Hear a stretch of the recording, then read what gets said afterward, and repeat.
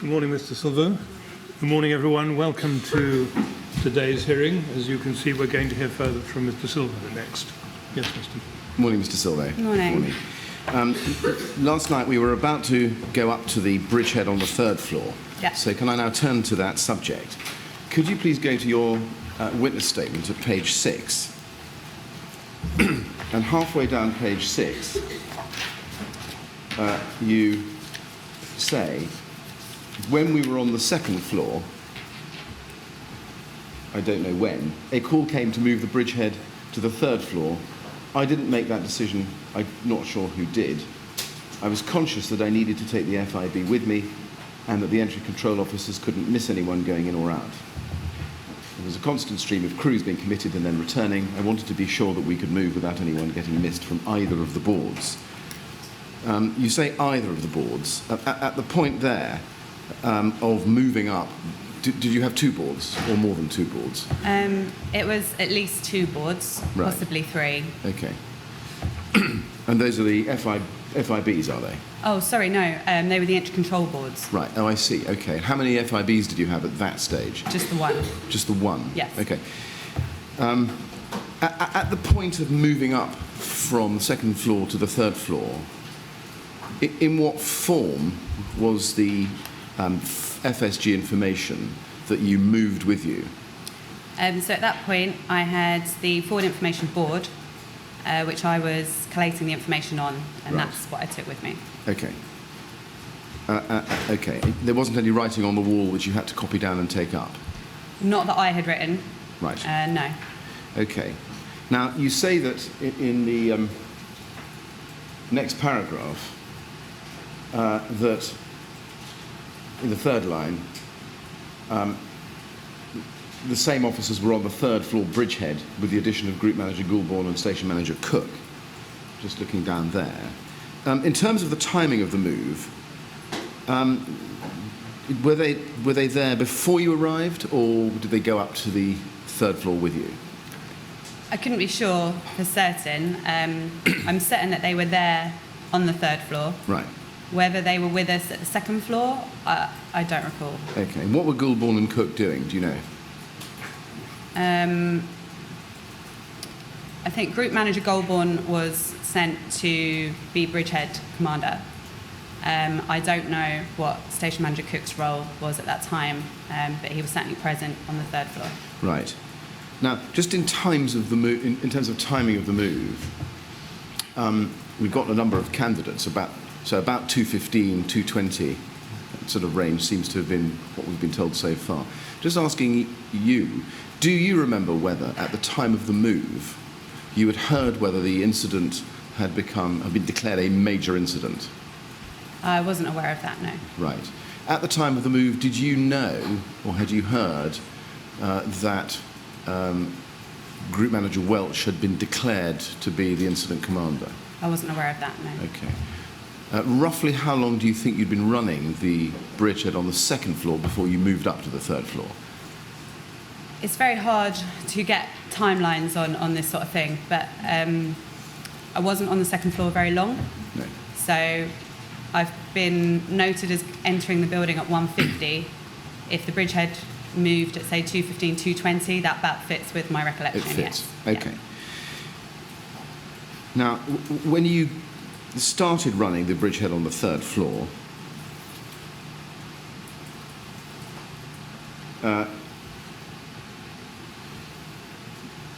were crews coming to you with slips of paper with FSGs on it?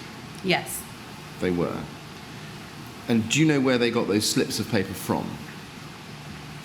Not at the time. We'll see with hindsight now, yes. At the time, I believe most of the firefighters just said that they'd been handed to them on the way in to the building. Right. And what size were those slips? Not very big at all. We have little pocket notebooks that a lot of officers carry. They were about that size, just maybe like 2 inches by 3 inches, a Right. bit bigger than that maybe. I think we looked at a couple of those yesterday, and Yes. let's just go back to those if we can. Sure. This is LFB 1929.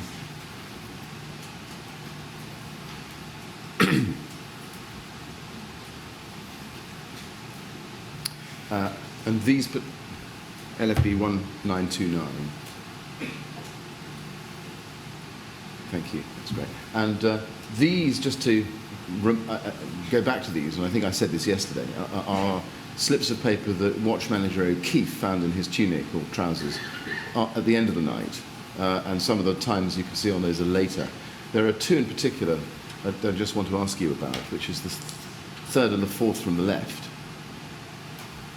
Are those the kinds of slips of paper with FSG information on them that you remember receiving when you started at the bridgehead on the third floor? So I don't recall them specifically, those exact pieces of paper. I think, as I said yesterday, many pieces of paper came through where I was on the bridgehead, but it was that size, that kind of amount of information. Right. Is correct, yes. Okay, so in terms of what you could see physically, are you saying that they would appear at the bridgehead with a piece of paper and they'd hand it to you? Yes. Okay, and what would you do with the piece of paper? I would make sure that the information on the pieces of paper were also on my wall, because by then I had the wall in progress. Right. Okay. Let's look at the wall. Sure. See if we can get this timing right. But your wall, I think, is LDS for various places, but LDS 2, and let's look at. But before I show you this, it's gone up. All right, never mind. Is this what you refer to as your wall? Yes. Right. Now, this is, just for the record, to be clear, is this on the third floor? Yes. Right. Now, just tell me, for the best of your recollection, what happened when you first arrived on the third floor?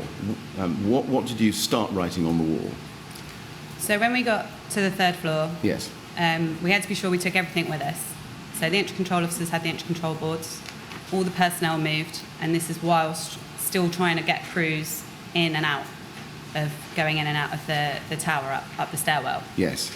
It became apparent to me around this stage that my forward information board was not going to be large enough or suitable for Right. the amount of information that was coming in at this And stage. I'm sorry. Yep. Did that occur to you right at the start of the move to the bridgehead on the third floor? It was around that time, so at the arrival of the bridgehead, it became very apparent that this was going to be ongoing. The flow of information I was getting wasn't going to be limited and stop. It became clear that that was going to be continuous, and it was coming in very thick, fast, constant, relentless. Yeah. So I realised that this forward information board was going to be nowhere near big enough to hold this amount of information if it was going to keep coming at that rate. Right. At which point I started writing on the wall. Okay. Now, you hadn't had to do that on the second floor. No, I hadn't. And so what was the difference between being on the second floor and being on the third floor in terms of the flow and form of arrival of information to you? So the flow of information was similar in that it was constant. Right. What became apparent on the third floor was that it was going to continue to be constant, and that this forward information board was filling up, and I needed something bigger and something that was going to be more useful visually for Right. everybody else at the bridgehead, rather than just this board that is a lot smaller than that wall. Okay. And just so that I'm clear, and I know we touched on this yesterday, but the pieces of paper, the little 2x3 pieces of paper, I think you said you weren't getting them while you were on the second floor, but you did start getting them when you were on the third floor. So it's difficult to try and distinguish what happened on which floors.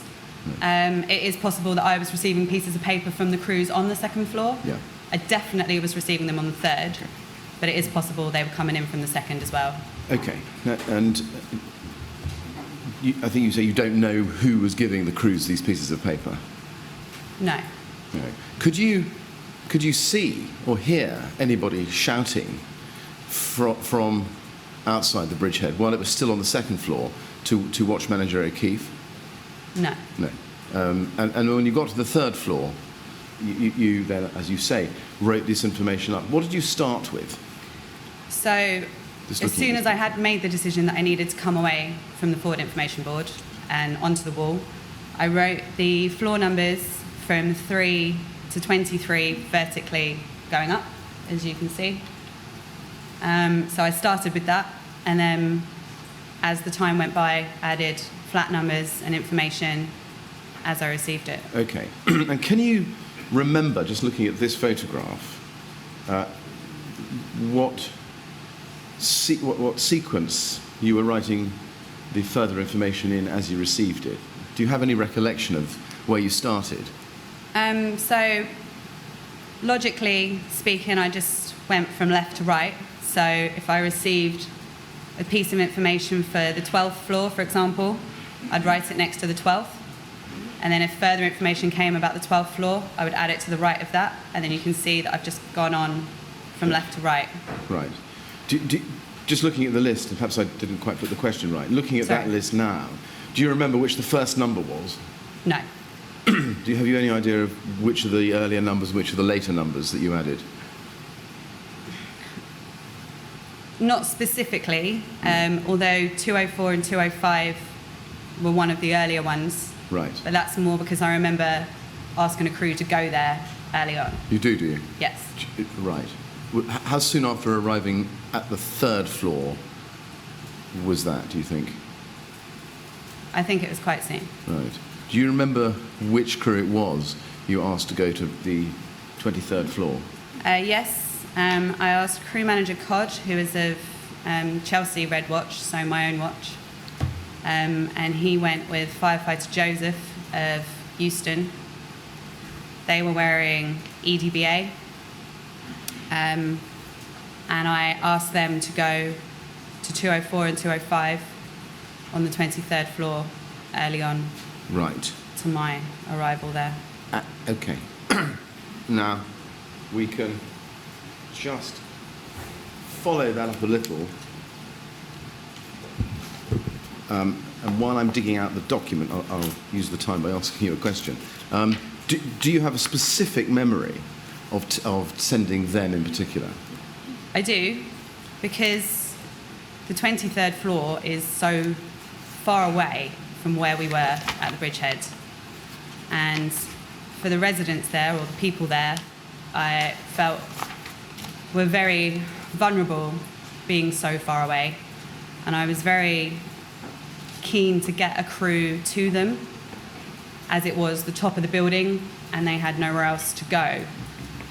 So I recall briefing that crew to go there because not just for the residents but also for the firefighters, that was a very high risk that I was asking them to undertake in the conditions that we were faced with, and asking them to go to the top made me very uncomfortable in asking firefighters to do that. But I was aware that if we didn't get to the top sooner rather than later, that was we had to try, that was our chance. Okay. Can we just look at the telemetry data? Sure. Please. Now, if you go down to BA timeline 5, which is the 5th chunk of information, I should just tell you what this is. You would have seen this document before, Mr. Silvo, but this is a spreadsheet which is derived from all the underlying data which was collected from the BA sets which were used on the night. So, and it's been deposed to, so it's in evidence in the inquiry, and we're assuming that it's correct. And obviously, if you can point anything out about it that's not correct, then that would be important. But so far, we're assuming it's correct. If you look down, you can see Raoul Cod, Chelsea, EDBA, who tallies out at 0303, and somewhere underneath that, Euston, Joseph John, EDBA 9138, also in white there, who tallies out at 0305 and 41 seconds. Mm-hmm. Now, they haven't been put together as a pair by the data. It looks as if Cod was paired with Rawlings and Joseph was trioed with Brooks and Morkos. But just first of all, are you looking at that? confident that you did pair those two together? Yes, and you can see on the wall I wrote Cod and Johnny Yes. next to the 23rd floor because I know them both Right. from Okay. serving with both. Okay. They definitely went together. I think probably the confusion is because they're from different stations. Right. Normally you would pair with someone from your own station that you were riding on that appliance with. Okay. But in this occasion, they were both there and available, and they definitely paired together. Right. Now they tally out, which we understand to be the pulling out of the tally from the bodyguard at 03, 03 and 03, 05, as we've seen. Does that correspond with your recollection? So for me personally, I had thought it was earlier, but I spent 7.5, 8 hours at the bridgehead. So the timeline for me can be a bit sketchy. So I'd probably say that is accurate. But I had thought it was a bit earlier than that, but that's probably just my confusion because I was Right. there for so long. Okay. Was the brief to that crew to go to 204 and 205, to your knowledge, the first time a BA crew had actually been asked to go to that floor? It was the first time I had asked anyone to go to that floor. Yeah. Obviously, I didn't arrive until some time into the incident. I don't know what happened prior to that, and I didn't have a chance or an opportunity to ask or inquire about that Right. due to the constant flow of information and crews that we had going on at this time. Do you remember whether, if you had been in receipt of information about FSGs on that floor, you had enough EDBA equipment available to be able to send crews up there? I don't know if we had enough. Obviously we had a crew available. Yeah. And the fact that they were from two different stations, and I knew we had at least 2 EDBA appliances, we certainly needed more. Obviously, the purpose of EDBA is for travel distance. Yeah. So in order to reach those higher floors, we were definitely going to need EDBA, and this was a discussion we had, that we were going to need a lot of EDBA. Yeah. Do you remember a discussion or having any thoughts about difficulties with deployment to the higher floors because you didn't have enough EDBA? I think we were just making use of what we did have. So we had SDBA crews that we were briefing. When we did have EDBA crews, we'd brief them to go higher. Right. We had a steady flow of BA crews, but whether we had enough from EDBA, I don't know how many EDBA crews there were in the lobby. I wasn't able to see that from where I was. Right. So I don't know. Is it, and I don't want to put an idea into your head, but is it possible that one of the, no, we put it a different way. Do you recall there being a problem in deploying crews to higher floors because you were still waiting for EDBA equipment to arrive en masse? I don't remember there being a problem as such, but for my role of the FSG information, that wouldn't really be something that would be a part of my role to assess the resources. Right. Sticking with floor 23, since it's the one you've identified as you think one of the earlier ones you wrote up there. It's certainly a memorable one. It's a memorable for me. one. Yes. Okay. Can you explain the circles around those two flat numbers? So what I had to do here was something that we've received no training on receiving this many FSG calls. No. Often we get an FSG call, you commit a BA crew to it as a priority. What the situation we were finding here was just because we were briefing a crew to go there doesn't mean that they were necessarily making it there. So I had to come up with some sort of way to try and identify that someone had been sent there but hadn't necessarily made it. Right. So what I started to do was ticks for if we'd sent a BA crew there, Right. circles if I'd received further information. So the circles for 204 and 205, for example, is that I'd received further pieces of paper to that flat, or further radio traffic, or further information from crews. Right. So I think initially I put a line through 204, 205 because I'd sent a BA crew there. I But see. later on, as the incident developed, I went to ticks because I didn't want the line to look like they'd been gone, searched and rescued. Okay. So then for that, I had a cross. Okay. I think I follow. So early on, you crossed through the flat. Yeah, so to me, I'd sent a BA crew there, Yeah. so I put a line through it. Right. And then later on, you followed up, you changed the crossing out to a tick system. Because I had to adapt to the fact that There were lots crews of- weren't making it, Right. and I didn't want to confuse anybody Okay. that flat had been cleared. And the circle represented. Some sort of further information. Further It was a way to signify to me and others that those flat numbers were still important. Right. If I was receiving numerous pieces of paper with the same flat number on, I'd circle it to signify to myself and others that we've still got a problem here. We've still got calls coming into this one.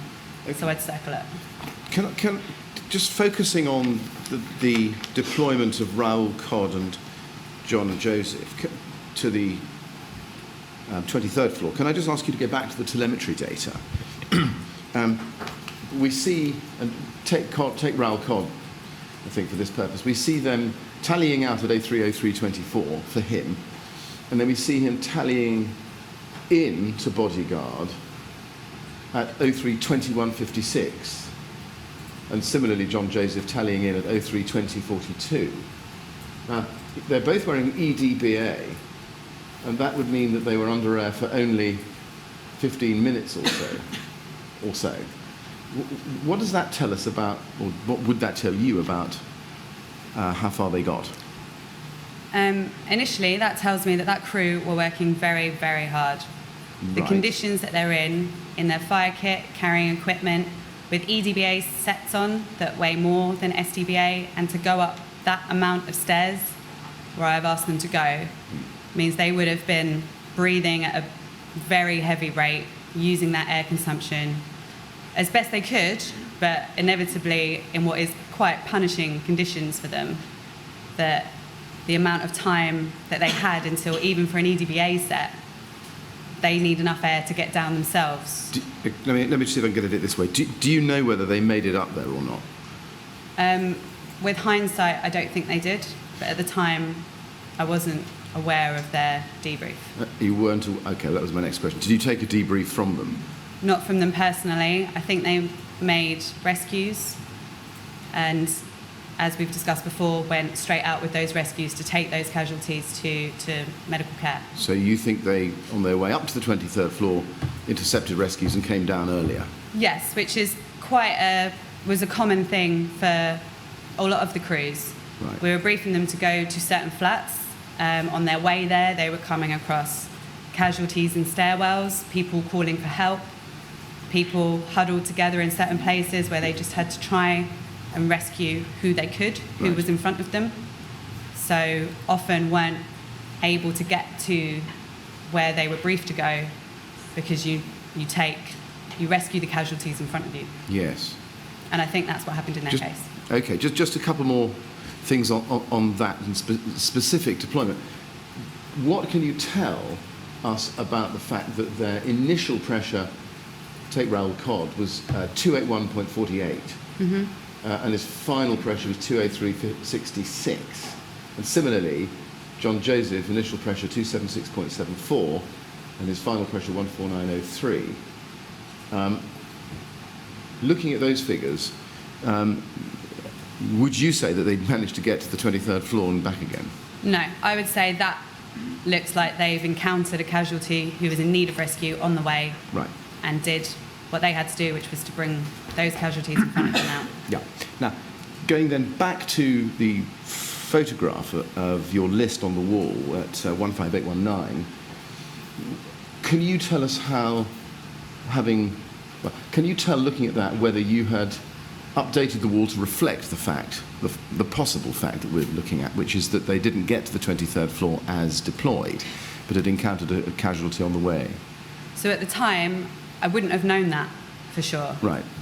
As we discussed yesterday, the difficulties of us receiving information back as to where crews had located casualties or what they had or hadn't managed to do, because they were making the rescues that they could on the way. They had no idea what flats they were in or floors, because they had zero visibility. So I didn't know for sure whether they had or hadn't got there. But certainly the further information that I was getting, and therefore circling the numbers, suggested to me that they hadn't got there. Do you know whether, having circled 205 and 204 once, whether you recircled them, or whether there was a system for, as it were, when further information came in multiple times, you could display multiple revisions? It doesn't look like I've circled anything more than once, so I think I probably would have received the initial number, put the number on the wall, received further information, circled it, possibly received further information after that, and probably looked, seen it was already circled, and left it at that. Can you explain why, looking at 205, you've both put a cross through it and put a tick on it? It's possible I sent a further crew that accounts for the tick, or that might just be part of the circle. Looking at it. Right. That's possible. Okay. I don't recall specifically. No. Okay. Just before we leave that floor, at the bottom of the wall to the right, you can see in slanted writing something that looks like Lambeth, it looks like Lambeth P4, 23rd floor, flat 205. Do you know whose writing that is? No.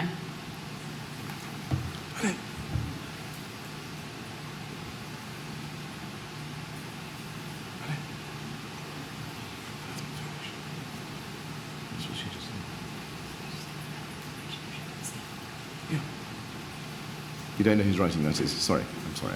You don't know whose writing that is? No. It's not yours? It's not mine, no. Do you know who else was writing on the wall with you? So there was myself, Justin O'Byrne, and Alex Decent-Auburn, who were running entry control boards. You normally have one entry control officer per entry control board. I think at this stage they had 4 boards on the go. Right.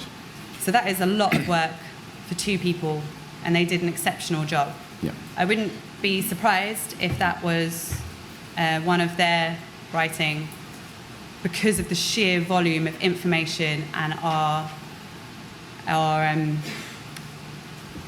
keenness to not lose any of that information, that I would imagine that might have been one of their handwriting, because the entry control board would have got, there's not a big box to write information there. No. And we're also keen to not lose any information, and there was just so much that I would imagine they may have made some notes themselves on the wall. Can I just ask you then to look again at this telemetry schedule? Sure. I'm sorry, Mr. Blick. Can you just help me with something? I think I understand the system you've described, and you mark on the wall when you sent a crew up, but the crew then encounters somebody else who needs help, so they bring that person down. Was there any way you would know that they hadn't got to their objective? Only if I saw them face to face and they were able to say to me in passing, I didn't get there. And that did happen sometimes, and then I'd be able to brief the next crew to try again, to continue making efforts to that specific flat. But quite often the firefighters were exhausted and in need of help themselves, or taking casualties straight to medical attention as soon as possible. So sometimes you were told and sometimes you weren't? Yes. Yeah. Thank you, I'm sorry. Mr. Silvo, can I ask you to go back to the telemetry data?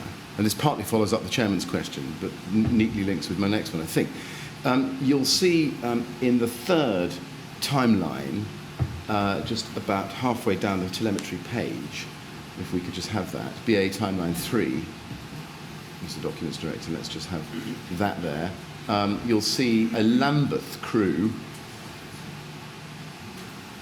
and this follows on from the question about Lambeth P4 Right. flat 205. You can see there's a Lambeth crew in white who are an SDBA crew. A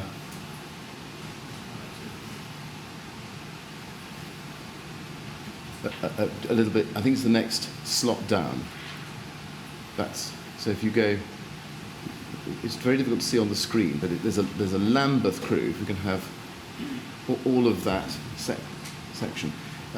Evans, Bloxham and Herrera, who were tallied out at 0224 and 0226.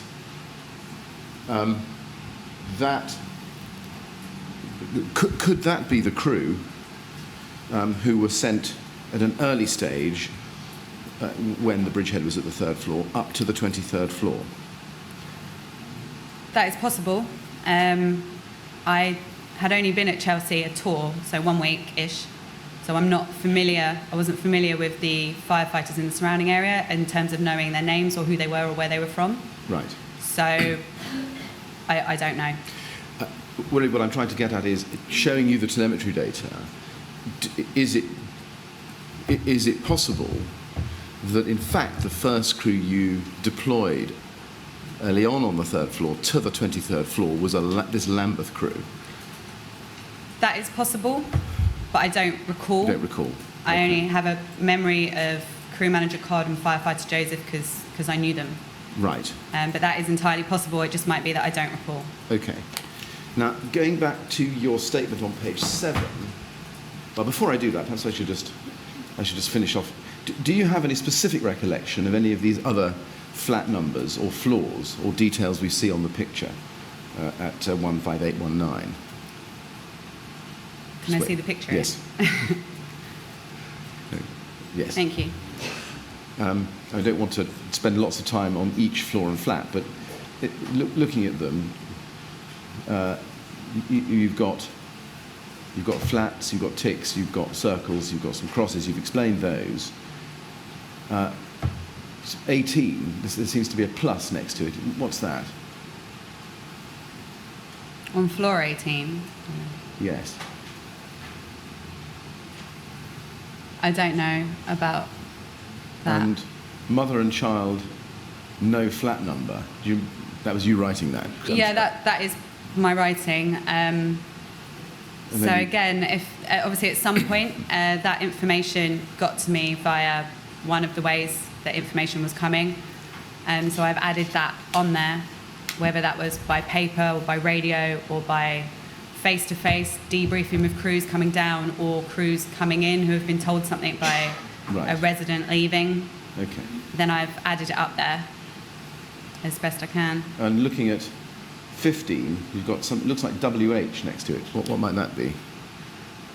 I don't remember specifically. I think that WH is probably West Hampstead. Ah, okay. Again, in the same way that I've written Cod and Johnny, it's just a sort of personal note for myself. I think I might have made a note that West Hampstead crew had gone to the 15th floor. Right. Okay. And then you've crossed out 11. What is that? 115. 11111 something. Is that Possibly. 115? And then 113. There's got a tick through it. Again, which shows there's been a deployment to that flat. Yeah. And then 122. It seems to have got 2 ticks there. Is that because there was a second deployment? That's possible. And then further information around it. Fire in kitchen, you've written next to that. Do you remember which flat that relates to? No. Again, there was just so much information coming to us at this stage. Right. And the bridgehead is chaotic and noisy, and where best this information was getting added where we had it. It was so important to us and so imperative that any piece of information we were receiving was going on the wall or being noted somewhere. Absolutely. And that's what we were trying to do. Yes, exactly. This is an incredibly important document for the inquiry, which is why I'm asking you lots of questions about it. But going down 14, you got 111, 115, again, 112, 113 again. 113 looks like it's been given to both floor numbers, 15 and 14. Can you explain that? So all I could do at this stage was write down the information I was receiving. Right. So at some stage, I've received that 113 was on the 14th floor. Right. And at some stage, I've received that it's on the 15th. Where possible, we would have tried to clarify this, but all we could do, or all I could do, obviously, this is my handwriting, was to just keep writing down the information I was receiving as I was receiving it. And on 14, next to 113 with a tick in it, it says in brackets 3 rescues. Do you remember what that was about? So I think one of the debriefs we did manage to get from firefighters was that 3 rescues had taken place from 113. Right. Okay. That's what the information suggests to me. However, I think, although there had been 3 rescues, I think they had said that there was also more people trapped in that flat. Do you remember that? I don't recall it very clearly, but I do have a memory of 3 rescues from 113, but that wasn't it. Right. A lot of firefighters were going into a room where there were several people and were only able to rescue as many as they could carry or lead, and were having to make very difficult decisions in the spur of the moment to try and rescue who they could. And I think that was one of those examples where they'd managed to rescue 3, but were trying to tell us that there were more in that flat, which is why I haven't crossed 113, because they haven't said they've made 3 rescues and that flat is clear. They're telling me they've made 3 rescues, but there's more to be done there. And there's another 113 next to it with what looks like a tick and a circle around it. So what would that tell us? 113 for me is very significant throughout the incident. I don't know how many pieces of paper I received with that number on, but it stands out in my memory a lot. And obviously, even from this picture, you can see we've had information that it's on the 14th, that it's on the 15th. I've sent crews there. We've had rescues there. I think I've written it again on the side because I'm still receiving information about it. We're still sending crews there. So for me, that is it was a significant number that stayed with me for some time. Okay. Just pursuing that a little bit further, do you recall further deployments to flat 113? I would have. After the 3 rescues? Yes. So following that information, and again, because I was receiving so much information about that flat, I believe I did send more crews to 113. But as I've said before, these crews, although briefed to go there, were often either unable to due to the conditions being smoke logging, zero visibility, fire, preventing them to get there, heat, or on a lot of occasions taking casualties that they found on the way, rescuing people who needed help on the way in the stairwell, yes, who needed assistance. So quite often they weren't able to get to, despite their best efforts, weren't able to get there. Do you remember any specific individual firefighters that you deployed back to flat 113? No.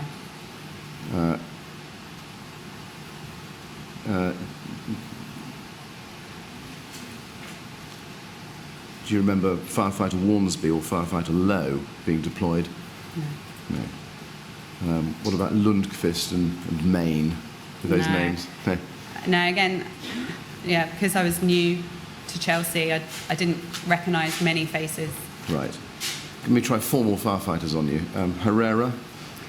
Who I now know to be Lambeth, right. but at the time I wouldn't have known. Okay, you didn't know that. What about McAllenan? No. So I know Chelsea, where I was stationed, and I know Euston because that was my first posting as a recruit. Okay. What about Orchard? No. Or Juggins? No. Again, who I now know. You now know. But not at the time. You don't recall specific deployment? No. Can I just show you, because you said that there were constant calls coming through for flat 113. Do you recall seeing this document, and that is 1968, LFB 1968,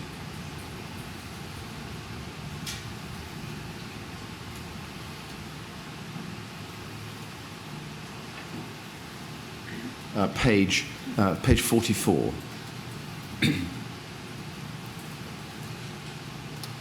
Now this is a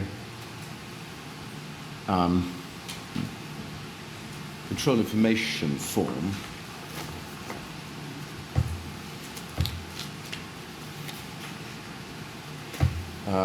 with a time update of 3:21 on it.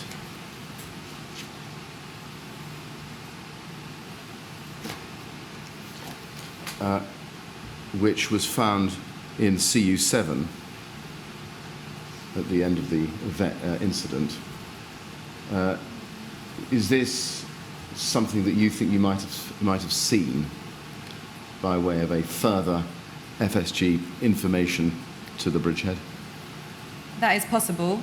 I don't recall it specifically, and like I said, I was receiving a lot of information around 113, and then on a greater scale, a lot of information regarding every other flat in that building.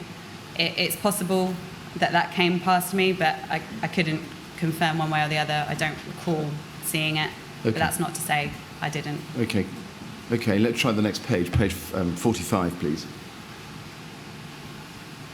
Now that looks like the blue copy, I hope it's blue, of the same document, but someone's written on it, flat 113, 4-person left in building. Do you remember seeing this document, or seeing a blue control information form with writing added to it? Again, it is possible. I just can't recall. I literally received hundreds of pieces of paper in the course of 8 hours. Let me just pursue this with one more bit of material. If you go, please, to your 7th exhibit, which is MET 000158820. Now this is the green wall. We're going to come to it later, but I just want to ask you something about it now. Do you remember? Let me take a slower run up to this. Do you remember writing on a green wall as opposed to a beige wall? Yes, I wrote on the green wall. And this is where? At the bottom of the stairwell on the ground floor. Right.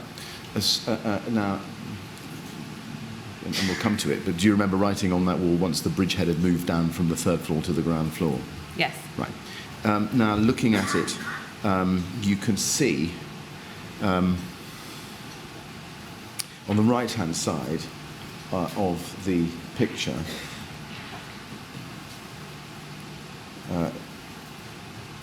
that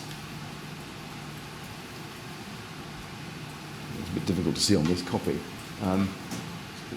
Can you see on the right-hand side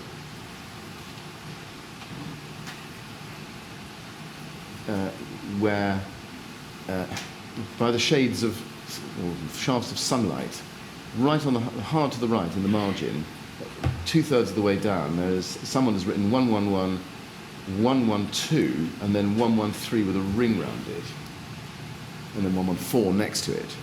Do you know who wrote that? It quite possibly could have been me. Right. But I couldn't say for certain, as at this stage, as I'm sure we'll get to, a few of us were writing on the green wall, whereas the 3rd floor is mostly me. That could have been me. Okay. But I couldn't tell you for sure. Okay. Going back to the beige picture, if I can call it that, MET 15819, just pursuing one or two more of these.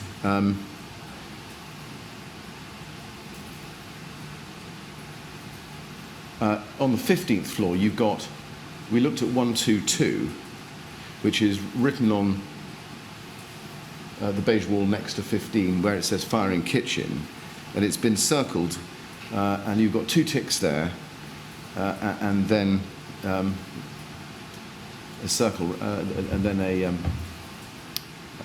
it's been written again with a line underneath it and a circle around it. Do you know why it was written again? So again, much like 113, I would imagine that I've received further information and circled the initial 122, but then received more information, whether that be from firefighters or from residents or radio traffic or pieces of paper, and that it's now starting to stand out to me very significantly that in the same way as 113, I've written it again, I'm underlining it, I'm circling it. Our intent is to just capture as much information as we can and stress where the most information is coming from. That I think I've made an effort to really signify to myself and others that this flat is in need of help, and we're trying to get crews to it. Okay.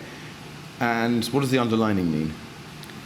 Again, probably just me and my frustration that despite sending crews to certain flats, I'm still getting information about certain numbers, and I've probably just underlined it because I'm or the bridgehead crew, everybody, and the firefighters, they're trying to get to certain places, but they're unable to due to various reasons. Okay. Do you remember tasking a particular crew with a rescue to that flat 122? I don't have any specific memory as to tasking a crew or who that crew would have been, but I know that it's obviously a number that's become very important to me, a very thorough through flow of information coming to me about that flat that I would have continued to brief crews to try and get there. We would have continued to make efforts to get to these flats that we were still receiving information to. Okay. Do you remember briefing firefighters Perez and Dwyer? No. Do you remember them updating you on the rescue of somebody they'd found in the stairwell? No. Okay. Again, not to say it didn't happen, those names don't mean anything. Okay, what about Nuttall, firefighters Nuttall? Since the incident, I know who firefighter Nuttall is, but not at the time, no. Right, what about Whitley? Sorry? Firefighter Whitley? No. No. Okay. Do you remember getting a debrief from Nuttall and Whitley? No, I don't recall it. Again, it's not to say it didn't happen, it's just that I think I was so overwhelmed, there was so much going on that although things made sense at the time, with hindsight, with memory, I don't recall that debrief, no. Do you remember where you received the information fire in the kitchen from? No. I would have written it on the wall because I received it, but I can't tell you how I received that information. We may just spend a minute just seeing if we can thread that together.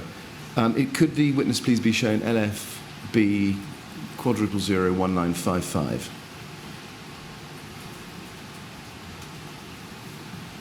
Now, this is a yellow slip. That isn't to say that you didn't receive the white version, but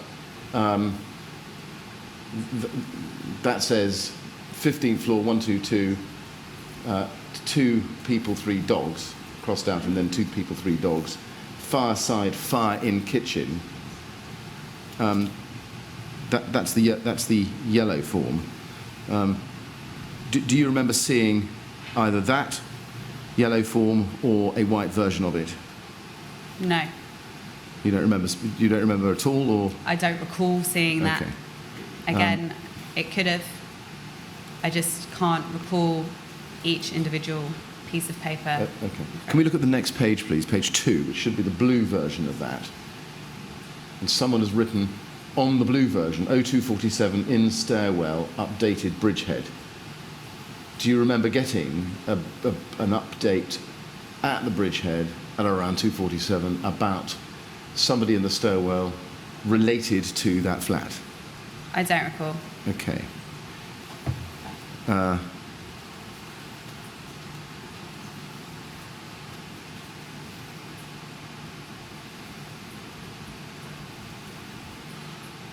there's a deployment of Nuttall and Whitley to flat 122 at 024246. You don't remember tasking them to go to that flat, do you? No. Okay.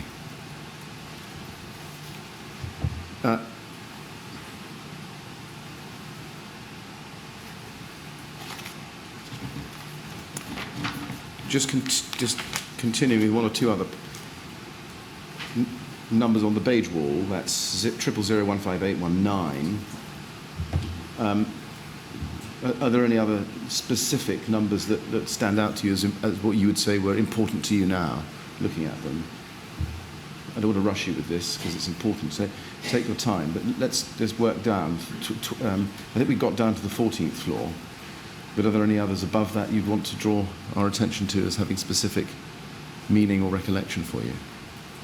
The only memories I do have, obviously, I think WH is West Hampstead. Yes. To remind me that I'd sent a crew from West Hampstead there.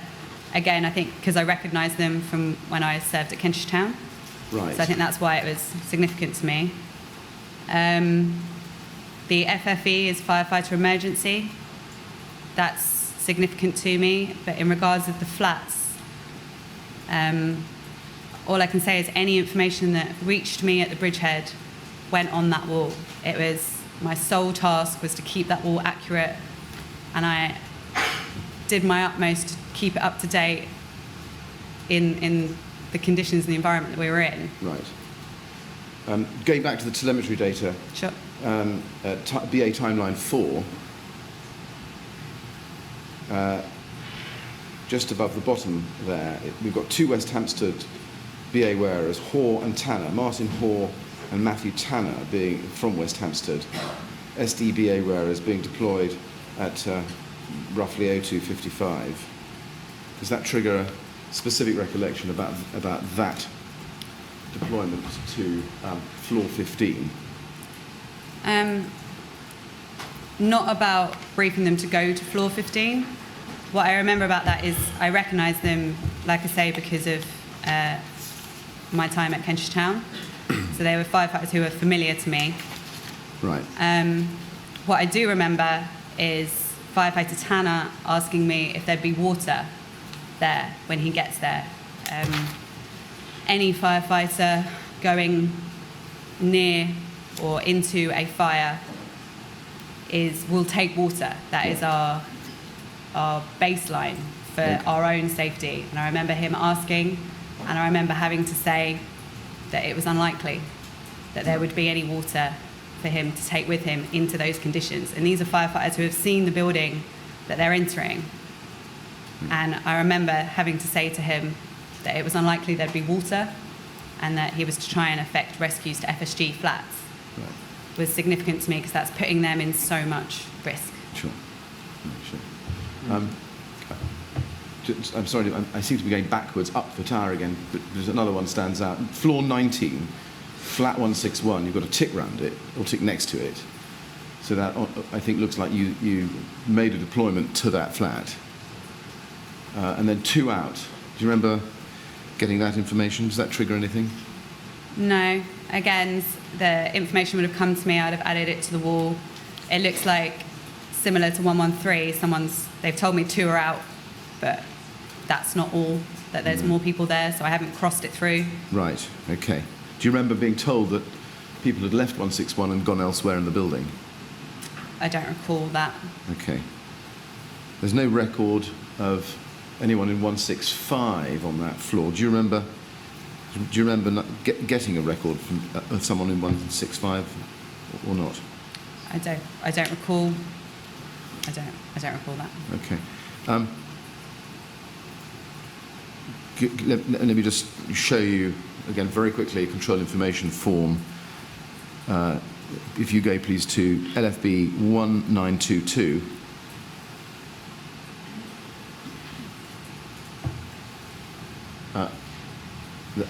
That has 161 19th floor, 10 people on it. It doesn't appear to have made it onto your wall. Do you remember seeing a control information form or a slip of paper with that information on it, 10 people? I don't recall seeing it. Like I say, if it had made it to me, I would have updated the wall. Right. I was very focused on that system that I had to try and put in place. Okay. And the next page, which is 1922, page 3. I'm sorry, I've missed one out. Sorry, page 2, if you don't mind. My fault. Sorry, page 2. 164, again, 19th floor. And underneath it, it says one person, and then from CU list. Does that mean anything to you? No. Okay. And then the next page, page 3, is 165. And for some reason, someone's put 17 on there. 2 adults, 1 baby. Does that trigger any recollection about anything on that floor? No. Okay. And that's got an updated time of 3:20. That maybe that by that stage you'd moved down to the ground floor. Possibly. Okay. All right. We may be able to pursue that when we get to the ground floor. Mr. Silvo, we've been going an hour, just about. Do you like a break, or are you happy to continue for 15 yes, minutes? Okay. please. All right. Okay. Yes. Certainly. Yeah. All right. Thank you. Well, we'll break for 10 minutes then and come back at 20 to 11. And please don't talk to anyone about your evidence when you're out of the room. Sure. All right? Thank you. Thank you very much.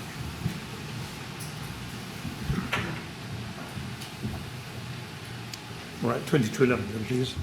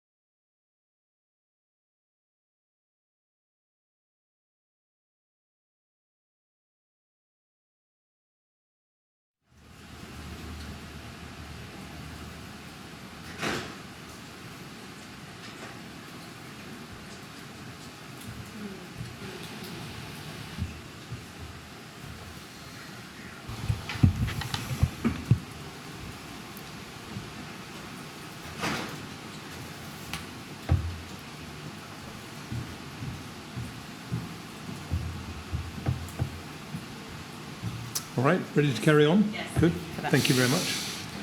Okay, thank you for coming back. Now, can I just continue to ask you about one or two flats? If I may, we won't take long over this, but I just want to make sure I've just covered everything I have to cover. Of course. 23rd floor, first of all, we have a recollection from Mr. O'Byrne that there was a deployment to the 23rd floor of firefighters Alasson, Bell and Wright at around 2:08 or 2:10. And that was when the bridgehead was still, I think, on the second floor. Is that right? Yes, the bridgehead would have still been on the second floor at that time. Do you recall a deployment to the 23rd floor when you were on the second floor, when the bridgehead was on the second floor? Not that I recall, but my role at that time was to take this forward information board and collate the information. Yeah. So my role into assisting with briefing crews as to which flats they were going to didn't really come into play until the third floor. Okay.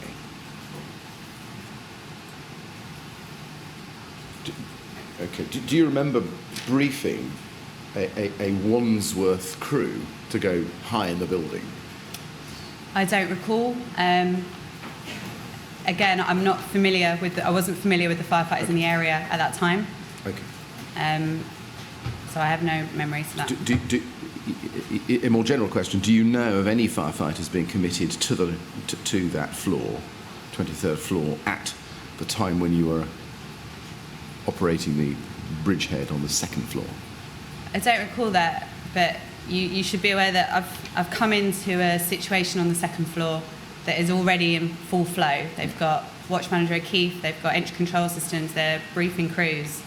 And I've come into the middle of that and I've got to get a hold of what I'm doing and that forward information board and where my role within this bridgehead is. Yeah. So it's quite possible that those briefings were going on and crews were being deployed, but due to me coming on later to them, I don't recall it. I wouldn't have been a part of it just yet until we got to the third floor. Okay. Coming back to flat 113, which I think you said was something that was very significant to you. First of all, a general question. Were you ever told that firefighters who went to that flat were told by people that they did rescue that there was nobody left in it? Do you have a recollection of getting that information? I don't remember that, no. No, okay. Now, there were two firefighters, Murphy and Cornelius, and I think we are going to hear from one of those later in the inquiry, but and so we'll explore this with them. But they say that they were deployed to a response, in response to an FSG, to flat 111. Do you remember a deployment of firefighters Murphy and Cornelius to flat 111, which we got on the 14th floor? Again, I didn't know the firefighters personally at the time, so I don't recall briefing them.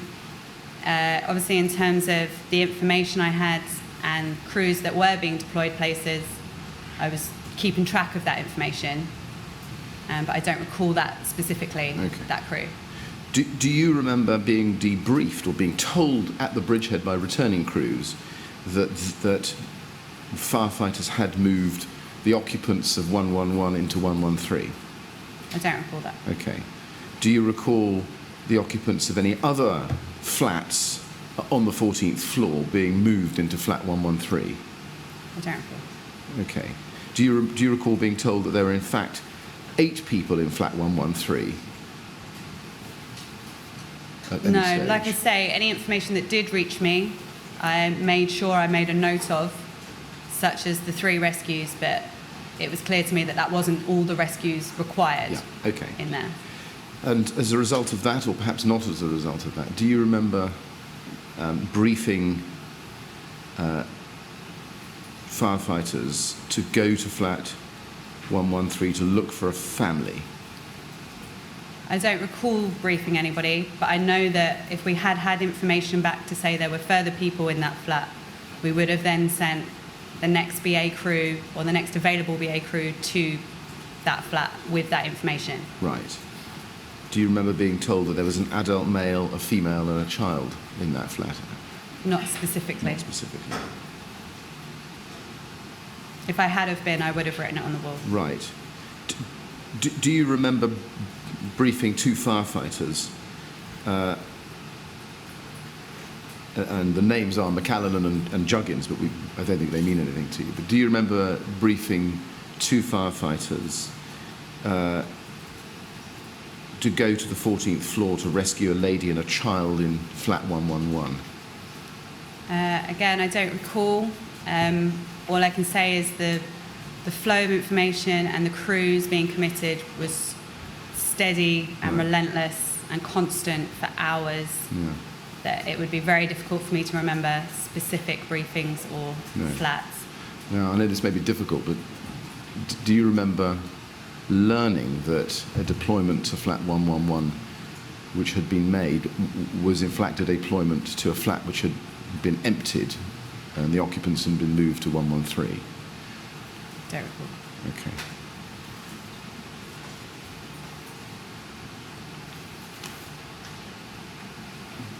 Can I just, finally on this, just ask you to see a document? This is LFB 1968, page 17.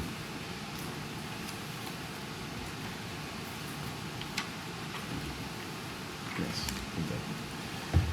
Now, this is a 3x2 piece of paper of, well, maybe ask you, is this a piece of 3x2 paper of the kind that you would be receiving when you were operating the entry control board when the bridgehead was on the 3rd floor or even on the ground floor?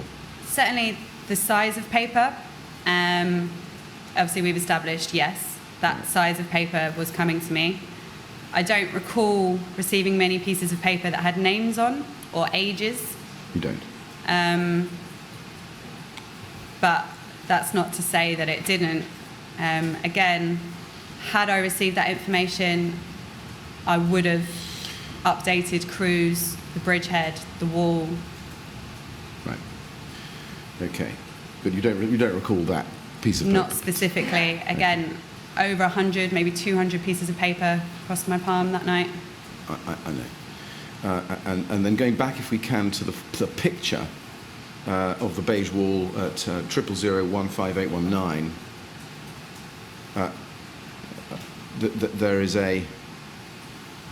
there are two pieces of writing on, again relating to the 14th floor. I just want to ask you about.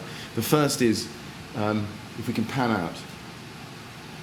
The first is right at the bottom, that someone has written vertically what looks like Shoreditch, P4, 14th 113.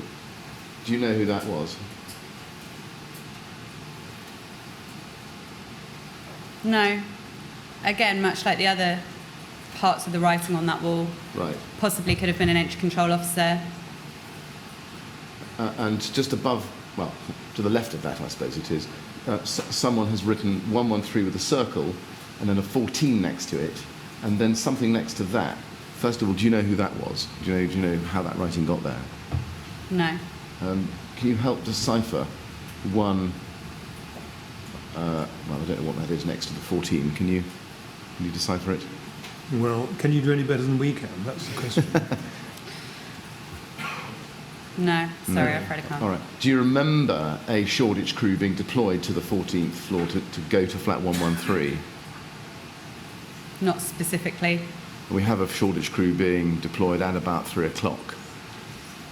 I just think that the chances of me remembering the crews by name or even location when there was, I don't know, Right. over, 100 deployments of BA crews to Yeah. flats with paper across Right. hours. I understand. And then in the middle we've got what looks like a football. 113, floor 14th, Lambeth, PL, pump ladder, and then something written above FLA 14th. Can you help with Do you remember that, or can you help, or can you do no better than us? No, I mean, it's not my writing, No. so I couldn't comment. No. And then finally, I'm sorry about this, finally on the very far right it says Lambeth 14th floor, looks like flat 111. Again, can I ask you just to tell us how that got there, or who put that there? Yeah, again, not my writing. Right. I wouldn't want to speculate as to where that All would right. come from. Fine. Can I then go finally back to the top of your list here, where you've put Cod and Johnny? You gave evidence earlier about the 23rd floor that is where you sent them. Now, in fact, Raoul Cod has given us a statement, and he says, and just for our own records, it's page 4, that he was briefed to go to the 22nd floor. Do you think that might be right, looking at where you've actually written his name? My recollection is that it was the 23rd, but I could be wrong. Again, given the sheer volume of crews and information and the rather impossible task that we were trying to achieve at the time, it is possible it could have been 22nd or 23rd floor. Okay. Either way, it was toward the top, which was unlikely they were going to reach, but we were endeavouring to try. I remember briefing him that it was unlikely he was going to get there, but as an officer, he'd have a better judgment on conditions and safety and efforts and air. And I remember that was part of my brief, to do what he could, to get where he could toward the top. Right. Okay. He also says that he received the briefing to go to the 22nd floor when the bridgehead was on the 4th floor. Can you comment on that? I would say the bridgehead for me was never on the 4th floor, but the confusion for many people, firefighters, crews, ourselves, memory, I think many of us have sort of clued where things happened over time, as opposed to when that statement was taken. Okay. Now, can I just ask you something about prioritisation? You said yesterday in your evidence, and just for our purposes, this is page 220 at lines 6 to 15. You said that you would try and prioritise the more vulnerable residents, and you said you did try to use vulnerability as a means of prioritisation. Now, at that stage, when we were looking at this, we were looking at when the bridgehead was on the 2nd floor. Can I just ask you, was that generally the case even after you moved to the 3rd floor, that you would try and prioritise the more vulnerable residents? Yes, and again, when we moved to the ground floor, as all of the people at the bridgehead were trying to prioritise that information and the FSG calls according to the information that we had, which was often limited. But where possible, we would certainly try and prioritise where we could. Okay. And is that something that you remember agreeing with Watch Manager O'Keefe? I certainly know that myself and Watch Manager O'Keefe were on the same page throughout the incident. We worked closely for that 7 or 8 hours that we were at the bridgehead. So I imagine we would have had a discussion around prioritising or the limited information that we did have regarding anyone who had children, babies. We certainly would have discussed that we need to get crews to those places. Yes, okay. Can I just put to you something that he said in his evidence, and for our purposes, this is the transcript for the 6th of July, page 163, lines 16 to 21. 16 to 21. And he said that every FSG call had the same level of prioritisation, and that a priority would be normally proximity to the fire or density of smoke. That was the gist of his evidence. Is that the way you remember it? So I think what he means there and what we were trying to achieve is that every FSG call was important. Every piece of information we were receiving was important, and everything was a priority. But even as he said, proximity to the fire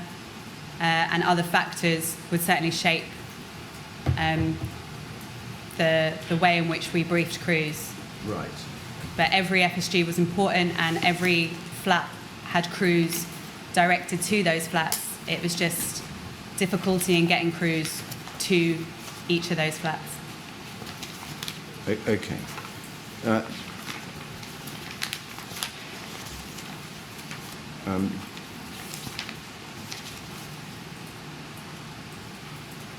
Can I ask you, just on the question of priorities, to look, please, at LFB 1922, page 15.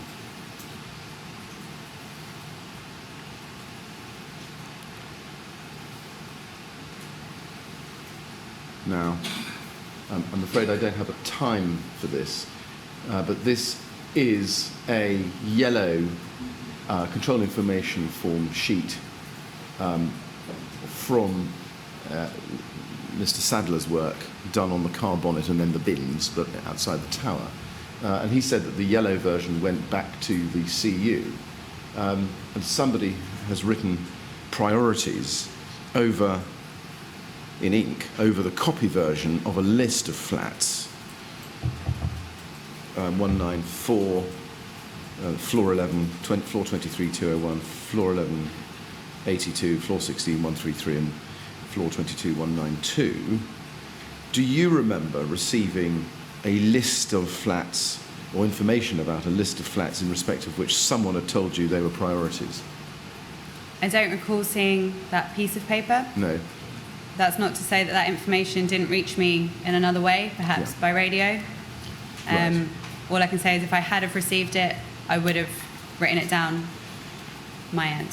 Okay. And do you remember receiving a white piece of paper with this information on it, under additional information, a list, and then being told somehow, by radio perhaps, that those flats were a priority? I don't recall Okay. seeing it. Do you remember whether somebody else outside the bridgehead was doing prioritisation, or do you think it was you and Watch Manager O'Keefe? I don't know what was happening outside of the tower. I had my role. I was focused on what I was doing in what was an extremely difficult situation, and the sheer volume of information that I was very task focused on what I was doing, that if they were prioritising outside the building, I don't know. Okay, but really what I'm trying to get at is whether when firefighters presented to you with their pieces of paper, you prioritised them with Brian O'Keefe, or whether they came, as it were, already prioritised. I don't recall them already being prioritised. But again, that's not to say they weren't. It's just that I don't recall anyone saying this is a priority. Every flat and floor they had was important and significant, and an FSG that we were trying to get to.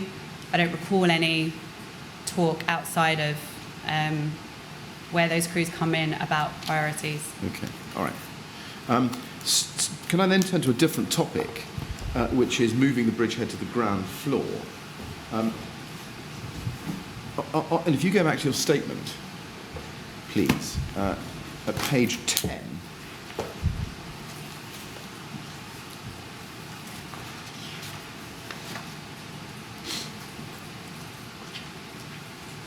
You say,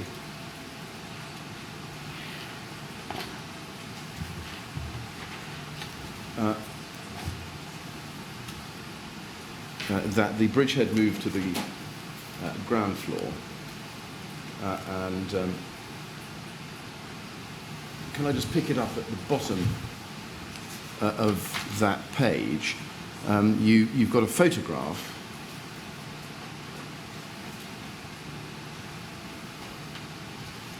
I'm sorry, before I do that, I'm so sorry. At the point of moving to the ground floor, the photograph of the beige wall we've just been looking at was photographed by somebody. On the third floor? Yes, on the third floor. Do you remember who that was? I know it wasn't me, because I know I didn't have my phone on me at the time, and I was aware that when it came to moving to the ground floor, I needed to take this information with me, and obviously the importance of that. So I knew that I didn't have my phone. I recall speaking to Station Manager Cook, who did have a phone. Right, and he indeed says he took a picture of the wall at 3:08. Okay. And would that timing roughly correspond with your recollection about when the bridgehead moved from the third floor to the ground floor? That sounds feasible, Okay. but it is hard to pinpoint a time, but that sounds entirely feasible. Okay. Can I then just put the picture to him that he says he took, which is MET 000015779 at page 16.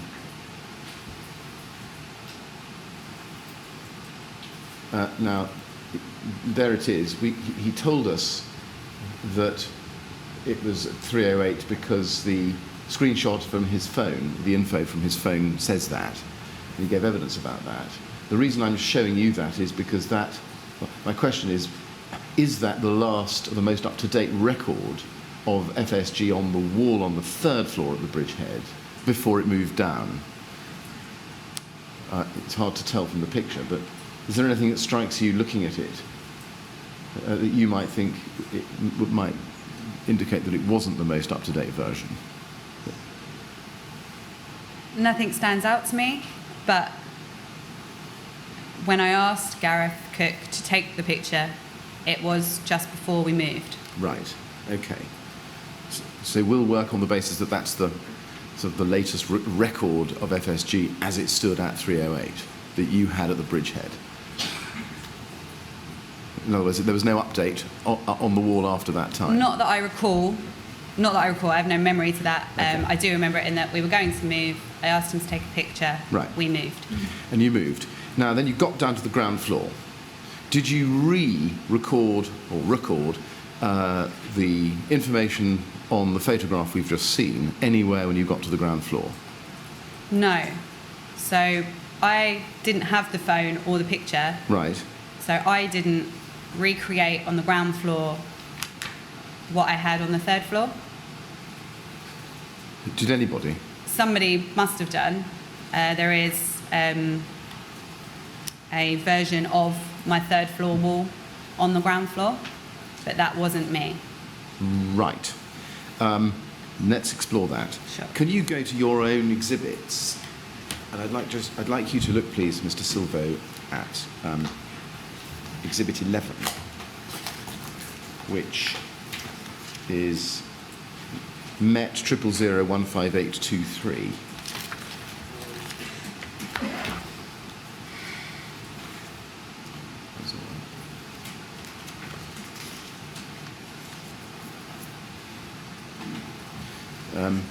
Yes. Now, this is an introductory. Could you just, by reference to this photograph, just identify where the FSG was being recorded once you moved the bridgehead down to the ground floor? So when we came to the ground floor, directly in front of where those stairs end Yes. is where I was stood. To the right of me was Brian O'Keefe. Yes. And to the left of me, at some point, I'm not entirely sure when, but Watch Manager Morrison of Wandsworth was working. Morrison. Yes. Right. And we all had writing on the wall. The ground floor wall was very much a collaboration of many personnel at the ground floor.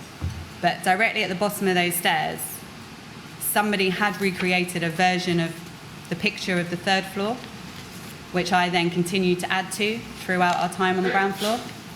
But I can't tell you who started that. Okay. I just know that it wasn't me. Right. Can I just show you an image or two from the CCTV camera that we have, which shows the bottom of those stairs? First of all, Sure. and this won't take long, I don't think. Could you go, please, to INQ 253?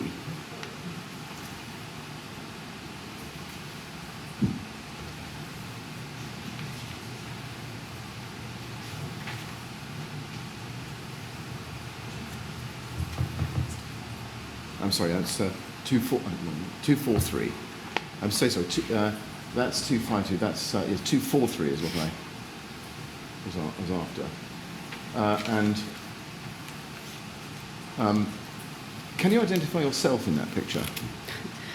It looks like I am top left, mid-conversation. Right. Okay. No helmet. No helmet. No. And somebody looks like they're writing, or is that a crew manager writing on the wall? They are the rank markings of a crew manager, yes. Right. Do you know who that was? No. Okay. And let's get that picture off the wall and go to 253.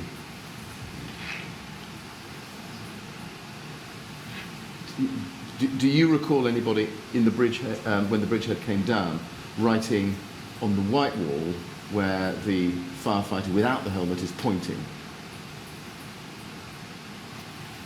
So I recognise the second in from the left to be Watch Manager Glyn Williams of Fulham. Okay. But I had no awareness of what was going on that wall at that stage. All right. Then going back to the information that was, you say, copied from the photograph onto the green wall, can I ask you please to look at MET 000015820?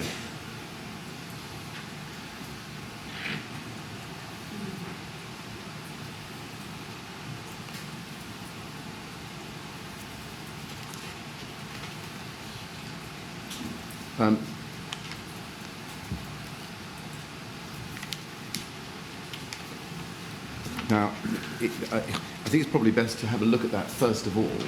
There's a second photograph I want to show you. Do you know who wrote the information in the middle? Well, let me ask it this way. Where do we see the information that come down by phone, as it were, via the photograph from the third floor to the wall down here in the lobby? So I believe it to be the information on the right. So it would be what's on that last column on the right and further over that's not in that picture. Right. Now, the further over that's not in that picture we might get from another photograph, which is MET 000015817, which is Exhibit 8 to your statement.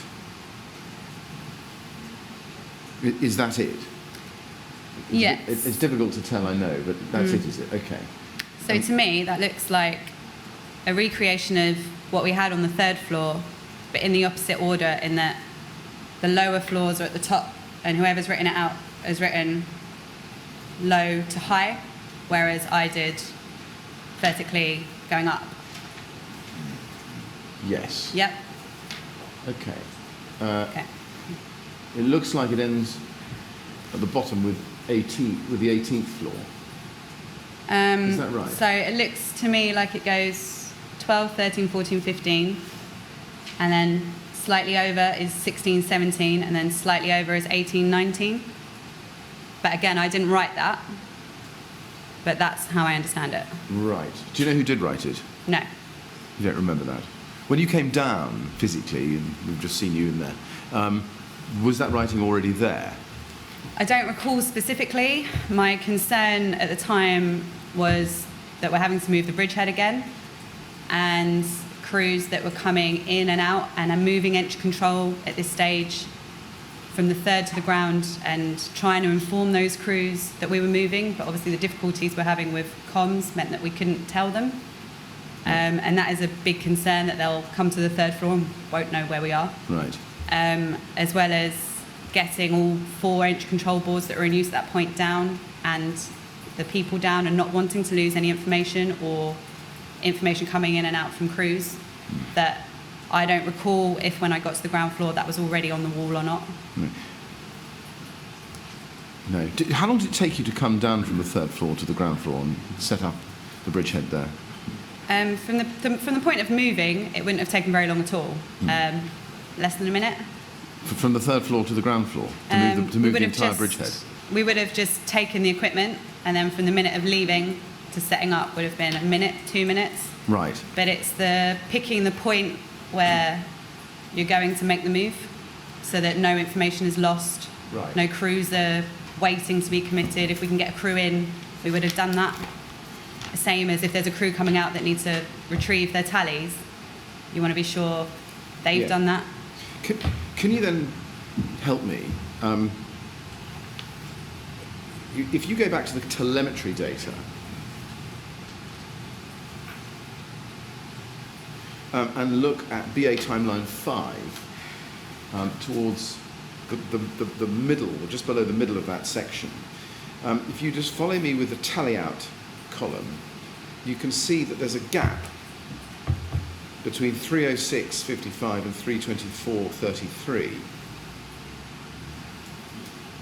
gap of about 18 minutes or so, between the deployment of a Euston firefighter, whose identity we don't know, or is not shown here, and the deployment of a pair of BA wearers from Battersea at 3:24:33. Do you see that? Yes. Can you explain that gap? I think what you need to understand is the physical move.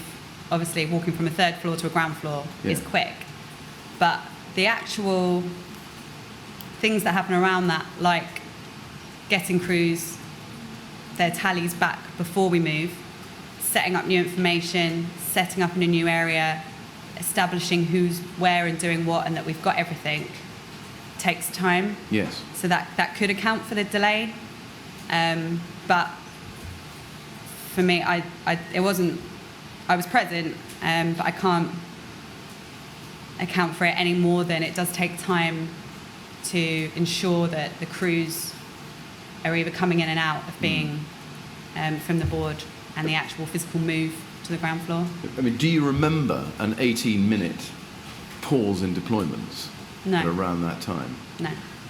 Mr. Millett, is there anything in the comments box? I mean, if you look along that line, it's got some very unusual entries, not recorded, initial pressure naught, final pressure naught. I'm just wondering whether the comments might explain a break in the telemetry system.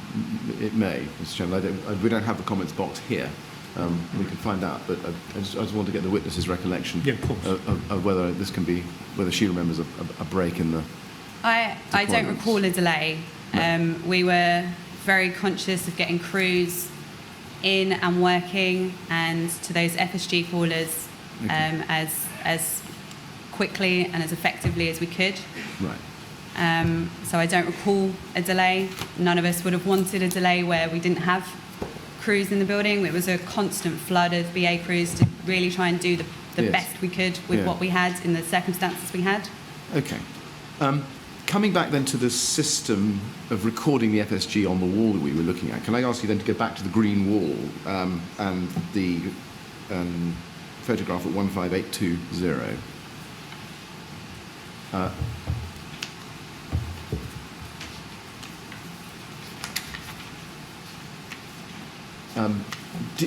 Looking at that, we can still see crossings out, circles and ticks in various places.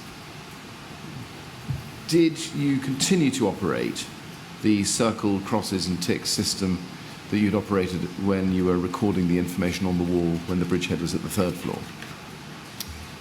So I imagine that I would have, but I was only concerned, I only wrote or added to the bit on the right and that other picture of further over to the right.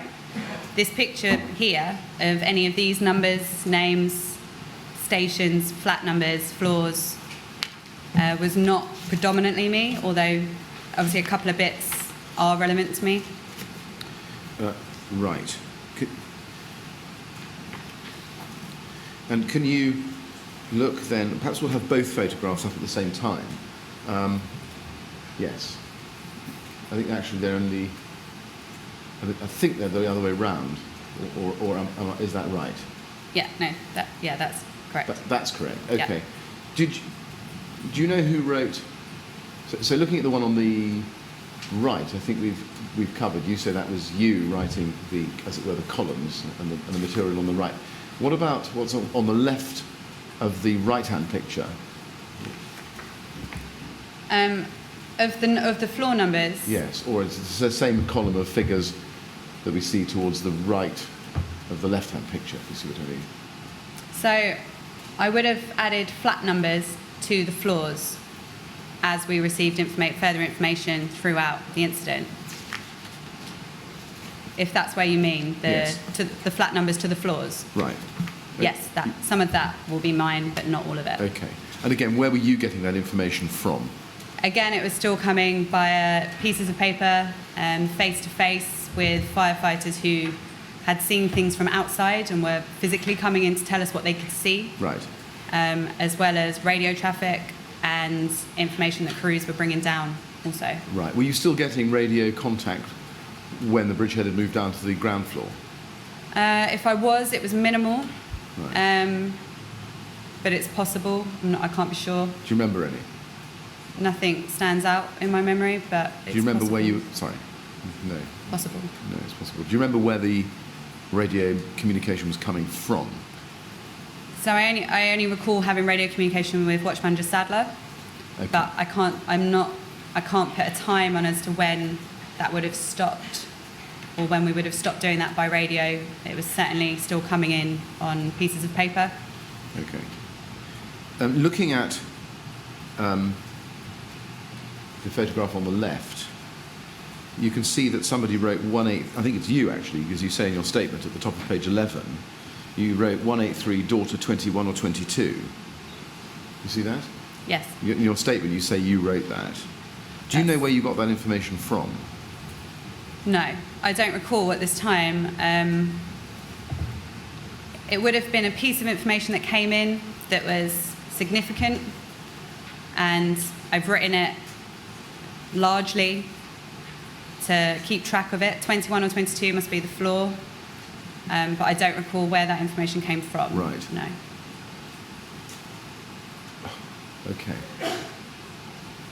Because it's not on the beige wall on the third floor that we were looking at when the bridgehead was there. So that could have come in after Right. that time. Right. And then you also say in your statement that you wrote where we see 153 18th. And you say that you received that information from a firefighter that came down from the tower and informed me of someone in need of rescue there. So when you did your statement for the police, did you have a clear recollection of that? I had a memory, yes, of one of the pieces of information that we were able to get from a firefighter was that there was still someone in need of rescue at 153 on the 18th floor. Right. I must have been present for that debrief, and in the attempt to capture that and absolutely not lose that piece of information, I've just written it largely on the wall and circled it. Right. And I think then a following crew coming in was briefed to then go there.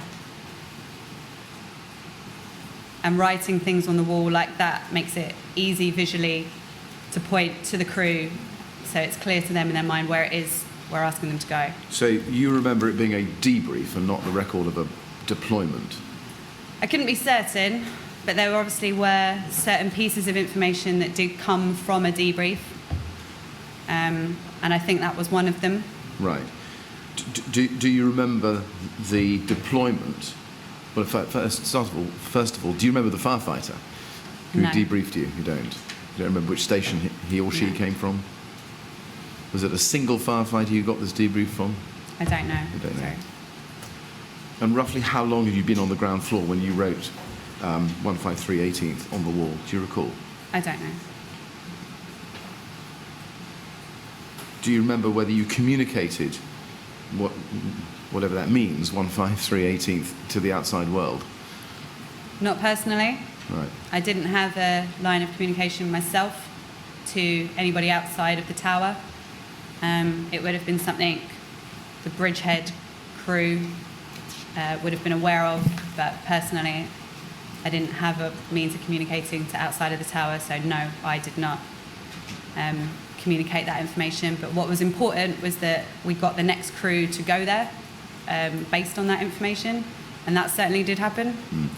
You say you didn't have a means of communicating to outside the tower. I thought you said you had a radio contact with Watch Manager Sadler. Sorry, that's misleading. I mean, I did have a line of communication with him. Yeah. At that stage of the incident, like I said, I don't know if I was in communication with Paul Sadler. I just mean that in the chain of command as it is, my task, my role at the time, was not to communicate that information to anyone outside of the tower, but also due to just the sheer nature and the intensity and the communications and the debriefs and the crews and the impossible nature of what we were trying to achieve, handling the information we had and briefing crews to get in became imperative, and that is why we weren't able to get that information back out of the tower. Yeah. Do you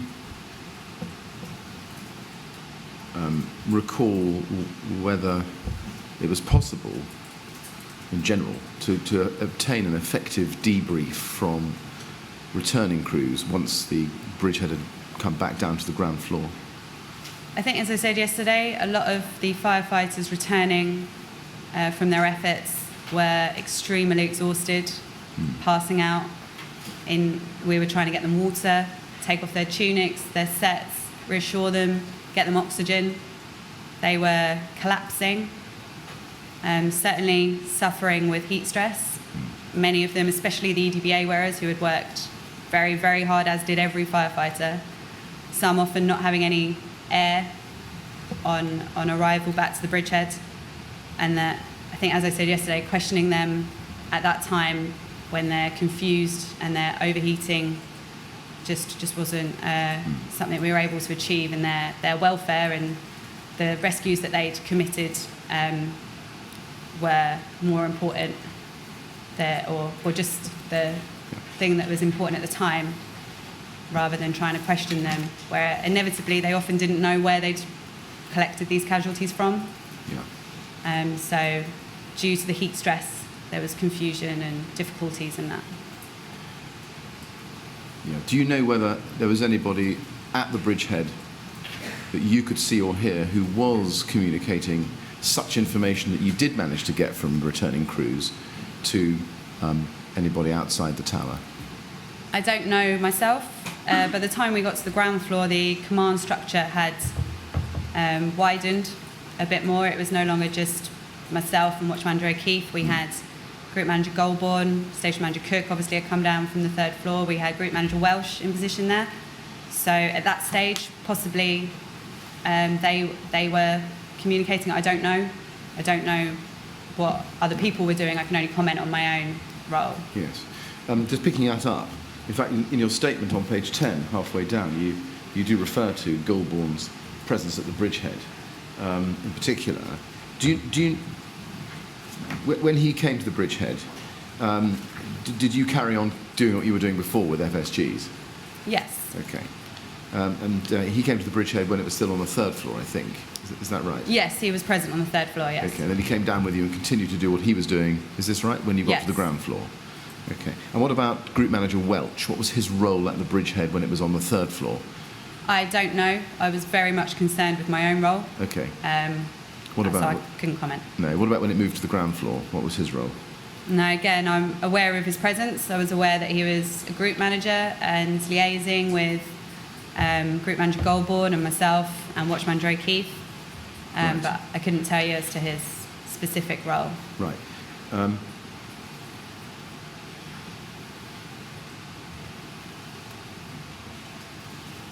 Now, just looking at page 10 of your statement, just below halfway down, after the reference to Goulbourne's presence at the bridgehead, you say, Group Manager Goulbourne got officers together at the bridgehead for further briefings, and I maintained my position there, assisting wherever possible.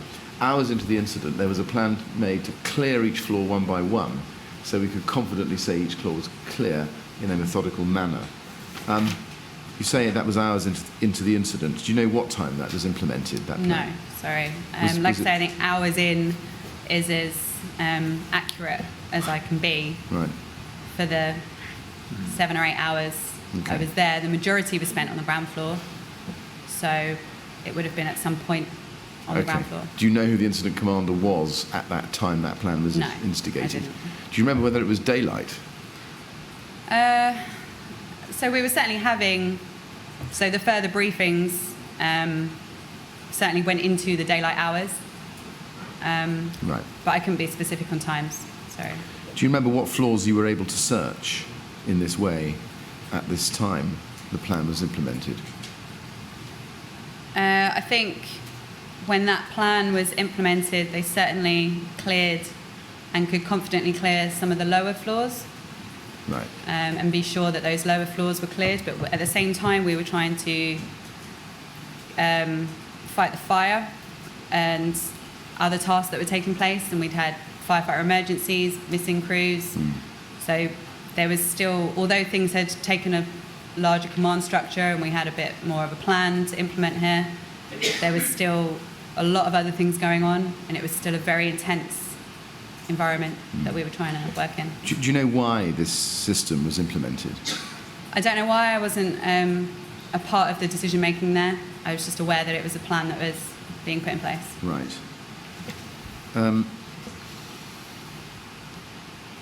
Can I just ask you to look at two photographs, which both exhibits to your statement, LDS 4 and LDS 5, and that's MET 000015814 and 15815. You can put both of them up on the screen if it's possible.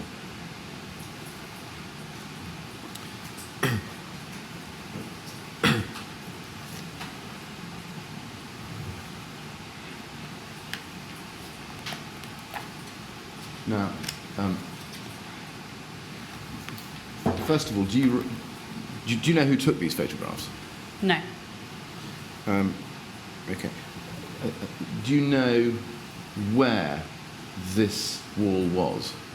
Do you recognise it? With hindsight, since the event, yes. At the time, no. Okay. At the time, no. I think I can ask a hindsight question. Do you know where it is in the tower?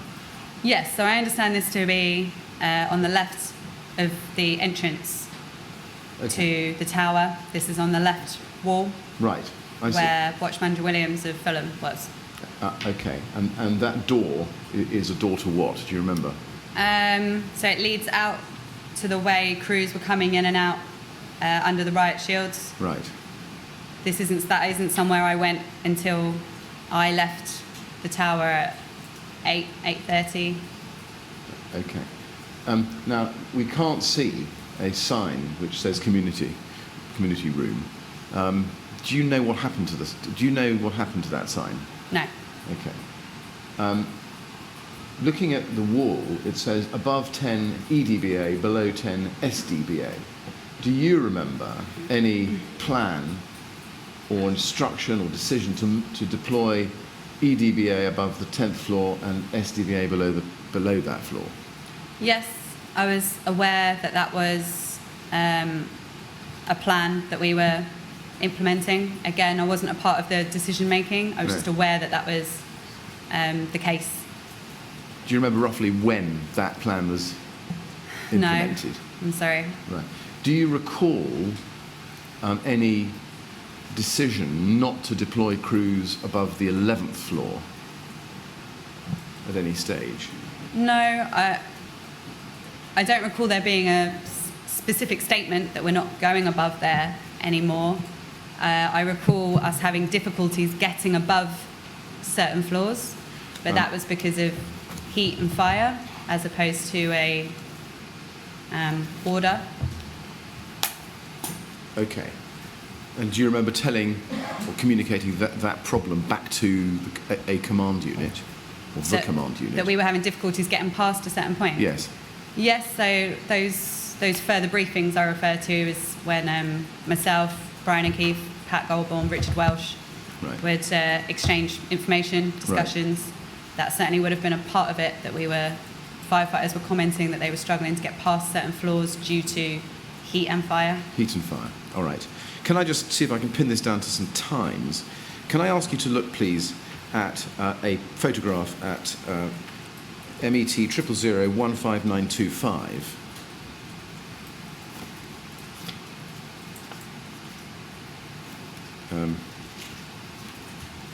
Yes. Now, this is a photograph which Station Manager Egan told us a bit about, and it's a photograph of one of the whiteboards which was maintained in CU7 throughout the night, or from an early point in the night. And you can see that in black writing on the right-hand side, it says, from SM, we think that's Wolfenden, 0425 BA crews committed to 15th floor, and then 0445 BA crews only committed up to 11th floor, not 15th. Do you recall that there was difficulty getting above the 15th floor at about 0425, so about an hour after the bridgehead had come down to the ground floor? It's very difficult to pinpoint any particular times. Right.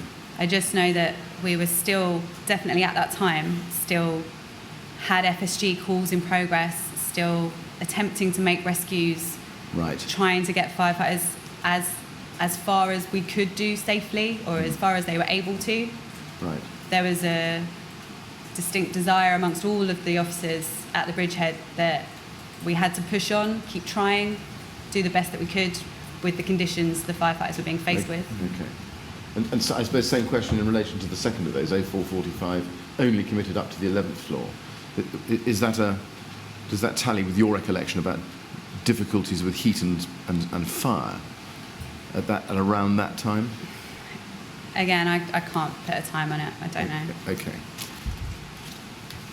Do you know who would have communicated the difficulties back to the command unit from the bridgehead? No, that wouldn't have been my role. Right. So I don't know. Do you know whose role it would have been? No. Okay. You didn't see anybody doing that, do you? No, Did you? not physically. Again, not to say it didn't happen. I just was focused with the wall and the information and the briefing of crews, and any other actions that were going on were outside of my role, so I wasn't focused on them. Right.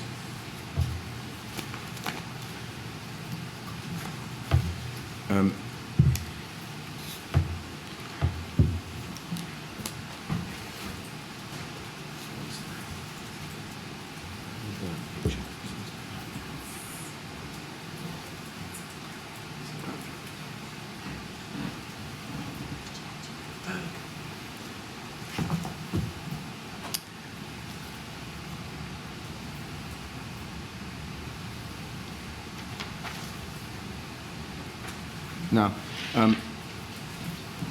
on page 8 of your witness statement, you say near the bottom of the page, at some point I remember going to the 4th floor stairwell. And you say, having heard firefighters shout the word casualty and was struggling to get them down from the 4th floor, I went up and helped bring casualties down.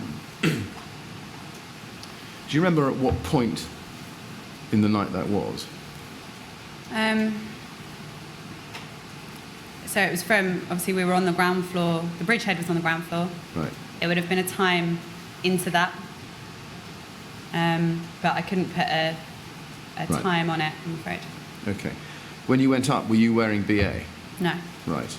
What were the conditions like in the stairwell that you encountered up to the 4th floor at that stage?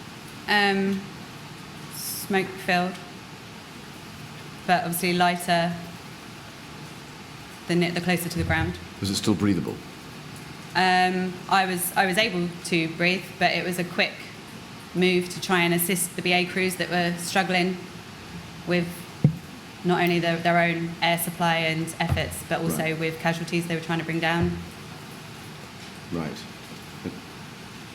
And how many casualties do you think you helped bring down? Not many, a handful, obviously at different stages.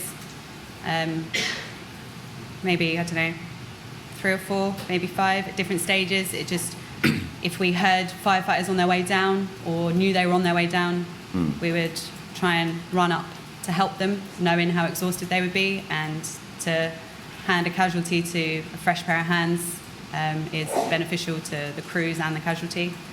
So that happened maybe 3, 4, 5 times. Right. For me personally, other people were doing the same thing. Yes. And do you remember the who the firefighters were that you went to assist with casualties? No, because they were under air. No. No. Okay. Are there any particular casualties that you remember that you could describe for us? I remember a young girl, maybe teenage years or above. Right. And you don't know who you were helping? Okay. No.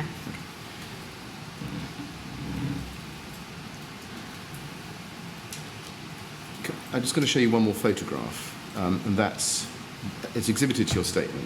Before we look at the photograph, just a minute, how are you getting on? It's my last set of questions. Would you like, maybe sensible, I think, to take a very short break before we No, we that's finish? okay. Let's carry on. Yes? Yes. It should be short. Yes. Thank you, though. Can I ask you to look at your first exhibit, LDS1, which is MET 00015813. Now, this has been described, I think, by you as, on the 13th page of your statement, as the fourth floor wall. Do you know who took this photograph? No.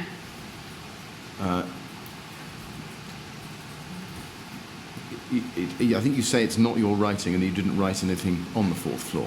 Is that That's right? correct. Okay. Do you know when the bridgehead moved to the fourth floor? No, that was after I had left the bridgehead. Right. Okay. Do you know who relieved you? Watch manager Godber of Whitechapel Whitechapel. relieved me from the ground floor bridgehead. Did you give him a handover? As best we could at that stage, yes. Obviously, I wasn't in charge of the bridgehead. I gave him a handover as best I could of what we'd been doing. At that stage, all FSG calls had ceased. So for me, a lot of my role and the information I had, although still important, my handover would have been what I'd done, but that these calls, so I'm told, are now Right. ceased. Okay. And in terms of timing, Watch Manager Godber, I think, recalls that he relieved you from your post at about 9 o'clock in the morning. Would that tally with your recollection? So my recollection was around 8:30, 9 o'clock Right. in the morning. Yeah. I believe I heard Paul Sadler say it was slightly earlier yesterday, Yes. which is possible. But for me, I had thought it was about 8:30, 9 o'clock that myself and Watch Manager O'Keefe left the bridgehead Okay. at the same time. Right. And at that stage, the bridgehead was on the ground floor still. Yes. Right. Okay. Sorry, there is one more question. Sorry. On page 11 of your statement, you refer in the middle of the paragraph to a fan. And you say at some stage a fan was turned on, which circulated smoke through the ground floor bridgehead area. And you say that made life difficult. Are you able to recall what time that was, roughly? No. Do Probably you- in the early hours, as in it was possibly dawn. Was this fan brought in from outside, or was it a fan which was integral to the building? I don't know. I don't know what caused the lobby to fill with smoke. All I was aware was that it had filled with smoke. We discussed it. I informed Group Manager Goldborn that it was becoming too much. Right. And that was when we broke windows in order to Oh, I see. get some Okay. ventilation. Oh, I see. So it's not as if you're not saying that some fan was brought in, which was. I don't know You don't know. what Okay. caused that. Right. Okay. Thank you very much, Mr. Silvo. Thank you. I've got no further questions for you. I just want to say thank you to you for being so helpful. I'm very grateful to you for coming to the inquiry and assisting us with our investigations. You're welcome. Do you need a couple of minutes I to think check there aren't any more questions? Mr. Chairman has observed the pink slip being handed to me. I'm not, I'm afraid, quite able to let you go. So if we have a 5-minute break, that will, I think, act as a sufficient... We've got to the time of day when we would normally have a rather longer break. Yes, of course. Would it trouble you to have a slightly longer break now and then come back in case there are any further questions? No, whatever suits you All is right. fine. Well, look, we'll break now until 5 to 12. We can make arrangements for the next witness possibly at the Yes. same time. Yes, okay. And then we'll know if there are any further questions, and if we're lucky, there won't be.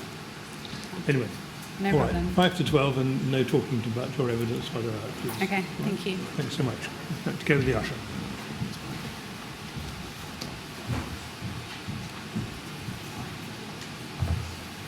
Right, 5 to 12 then, please. Thank you.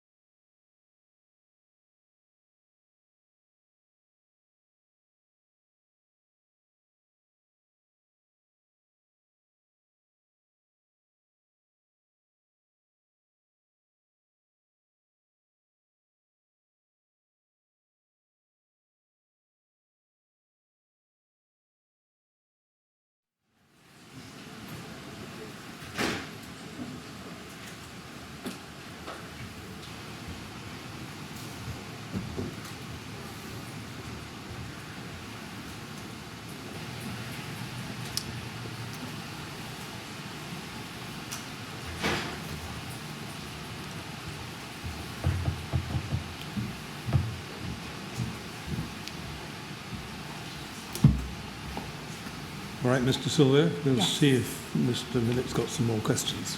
Just Sure. one or two, or four. First of all, can I just ask you a general question? When crews were deployed to the higher floors in the building, was there any discussion or thought about whether they should, instead of being sent just to do rescues, I say just, to knock on the doors and alert residents to the conditions and to tell them to get out if they can?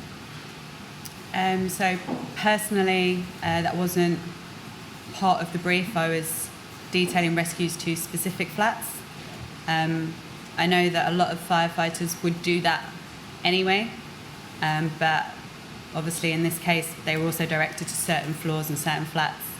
Yes. And as to, I can't comment as to what actually happened. Okay.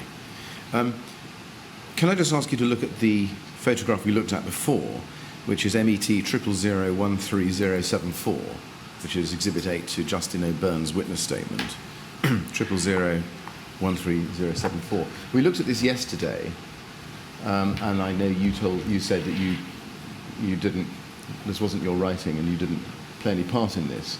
Do you know whether there was any system for capturing this data in order to be able to move it to the third floor so that you could continue to have it with you? So not for myself personally, because it wasn't my own writing, but I would imagine that if it wasn't already part of my own forward information board that I took with me, Right. then the entry control officers would have had a note of it on their boards. Right. All I can say is that if we had the information, we would have taken it with us. Okay. Now, we looked at this morning, but I just want to get a little bit more clarity. At the moment that you moved from the second floor bridgehead to the third floor bridgehead, was your forward information board full, or were there still gaps in it? It was filling, it wasn't full. Right. I should point out that there are different sides to the forward information board, and I was just using the blank side as opposed to the casualty information or the high-rise sides. There's various sides to the forward information board. So in terms of the blank side, it was filling rapidly, Right. but wasn't full when we moved from second to third, no. Okay. Can you give me an estimate of how many, and it is an estimate, of how many FSG messages you had recorded on the FIB at the point you moved to the third floor? I don't know. No. I don't know. Okay.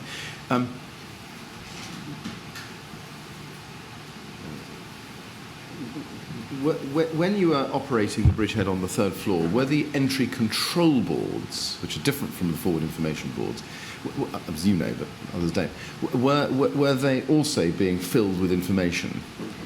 So the entry control officers would take the crews, they would note the crews and where they'd gone to.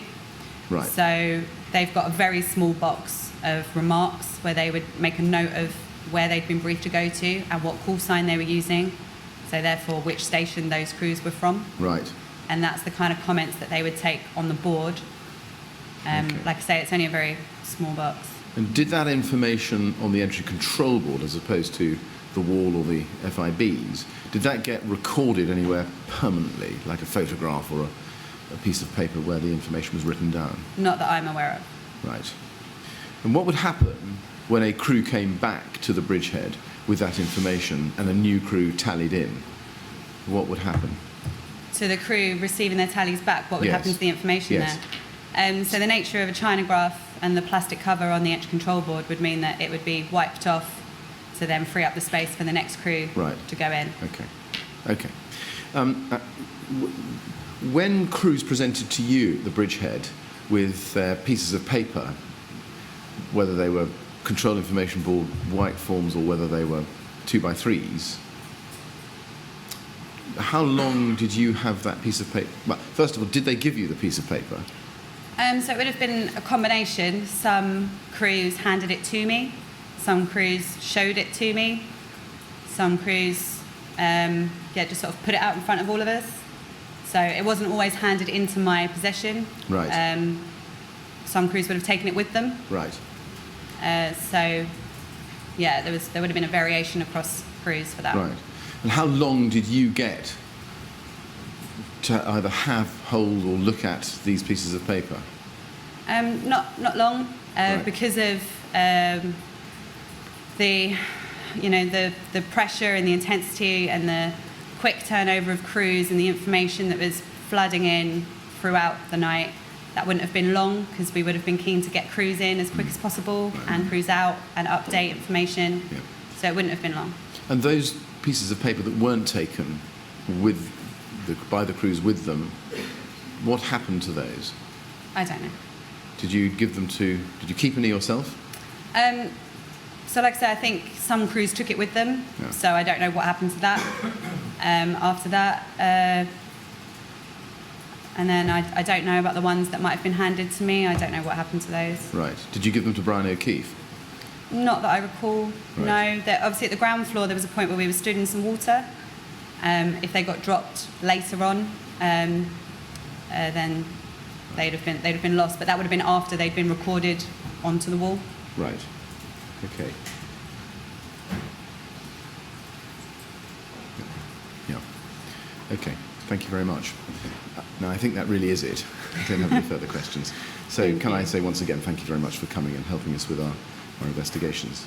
Yeah. Very helpful. Well, I'd endorse that. It's been very helpful to have your evidence, because understanding what was going on in relation to fire survival guidance calls is not entirely straightforward. So thank you very much for coming to tell us all about it. You're welcome. Thank you. Right, would you like to go to the usher now?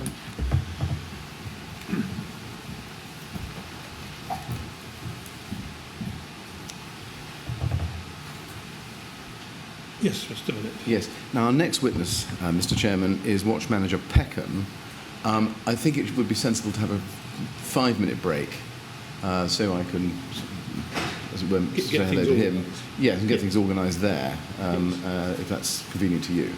Well, if I say 10 past, that would probably give you enough time. I think it would, yes. That's very good. Thank you. Yeah, right. Well, I'll rise until 10 past 12. Thank you.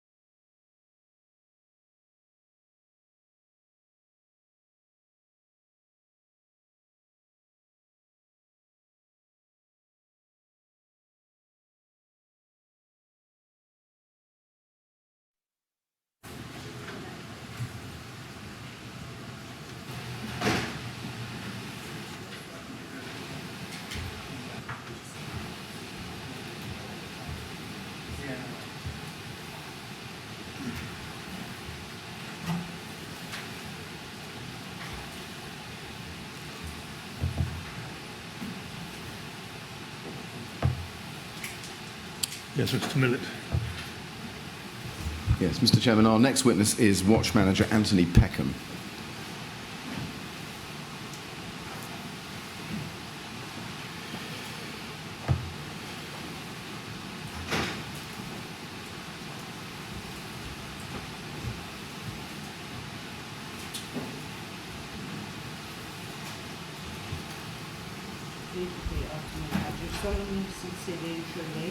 I do solemnly, sincerely and truly declare and affirm declare and affirm that the evidence I shall give that the evidence I shall give shall be the truth, shall be the truth, the whole truth, and nothing but the truth. Thank you very much, Mr. Peckham. You might prefer to sit down. Yep. Make yourself comfortable, yes? All right. Thank you very much. Yes, Mr. Millett. Mr. Peckham, good afternoon. Good afternoon. Can I please ask you, first of all, to give the inquiry your full name? Anthony John Peckham. Thank you. Can I thank you, first of all, very much for coming here today and in assisting the inquiry with its investigations. It is very much appreciated. My questions are intended to be short and simple, but if you don't understand them or I get them wrong or you have any difficulty with them, please just ask me to repeat it or put the question another way and I will happily do so. Okay. If you need a break at any stage, just let us know or we'll find out some other way and we will break. It's not a problem. Okay. On your desk in front of you, you'll have a blue file and a screen monitor on your right. We tend to work from the monitor, but if you want to look at the papers in front of you as well at any time, then feel free to do so. Now, in your blue file, you'll find a witness statement which you've done, dated the 29th of November 2017, and the reference to that is MET quadruple 07889. Have you read that statement recently? Yes. Can you confirm that the contents are true? Yes. Have you discussed your statement or the evidence that you're going to give to the inquiry today with anybody before you came here today? No. No. We've also got your contemporaneous notes, which are MET quadruple 05420, which we'll just have that one on the screen. If you could just confirm that they're yours. And they're dated the 14th of June 2017. Yes. Right. Can I start by asking you about your position and some questions about training? Yeah. You are, I think, currently a watch manager at Islington. Yes. Right. And was that your position as at the night of the 14th of June 2017? My substantive rank was crew manager at that time. Right. So I was acting up to watch manager. Right. And when were you promoted to watch manager? About 9 months ago. Right. And you say in your statement that you've been on the command unit at Islington for the last 3 years. Yes. Is that right? Does that mean that you only work on the command unit? Yes. Right. And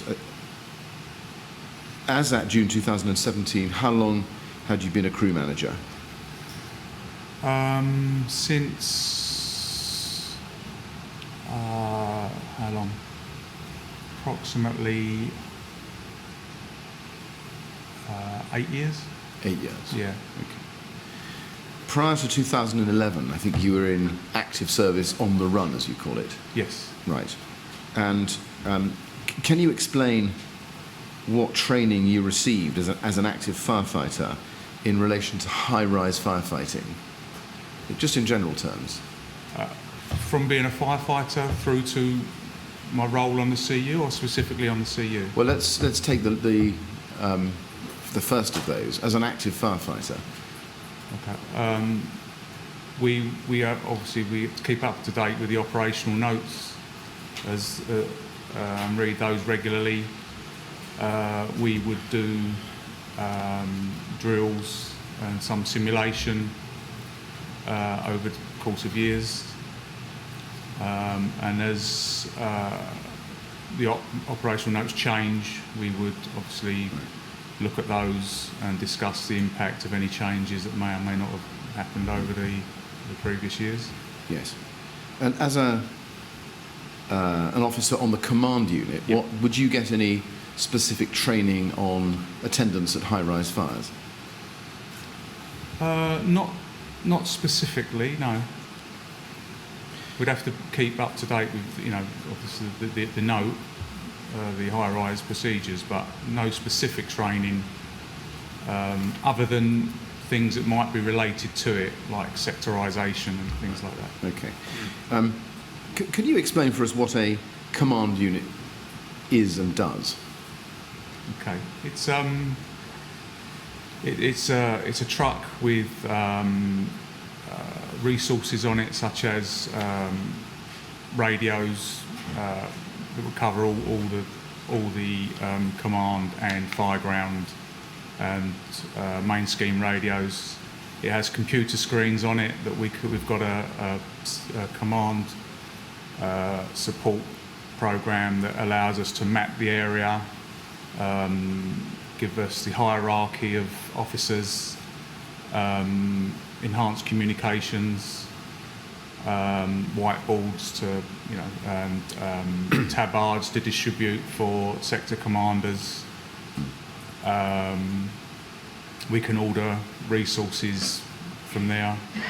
So it's a base really to work from. So resources, command, Right. communications. Looking at the equipment, Yeah. particularly the communications equipment that a CU has, an LFB CU, doesn't Yeah. matter which number, does it have something called a CSS, or Command Support System? Yes, it does. And what does that consist of? Okay, so as I say, it's a program that allows us to obviously it'll have the map of the incident on it, or it should do. Have a map of the incident so we can plot where hydrants are. It'll also tell us what machines and officers are in attendance or will be in attendance, and then we can make a hierarchy: who's in charge, who's under them, who's monitoring, and then resources. So like a tree, if you like, a command structure Right. that we can change. We can take screenshots of that as it changes. Right. We can capture key decisions. We have a key decision log Right. that we can capture decisions on. We can put cordons in place. We can overlay cordons. Right.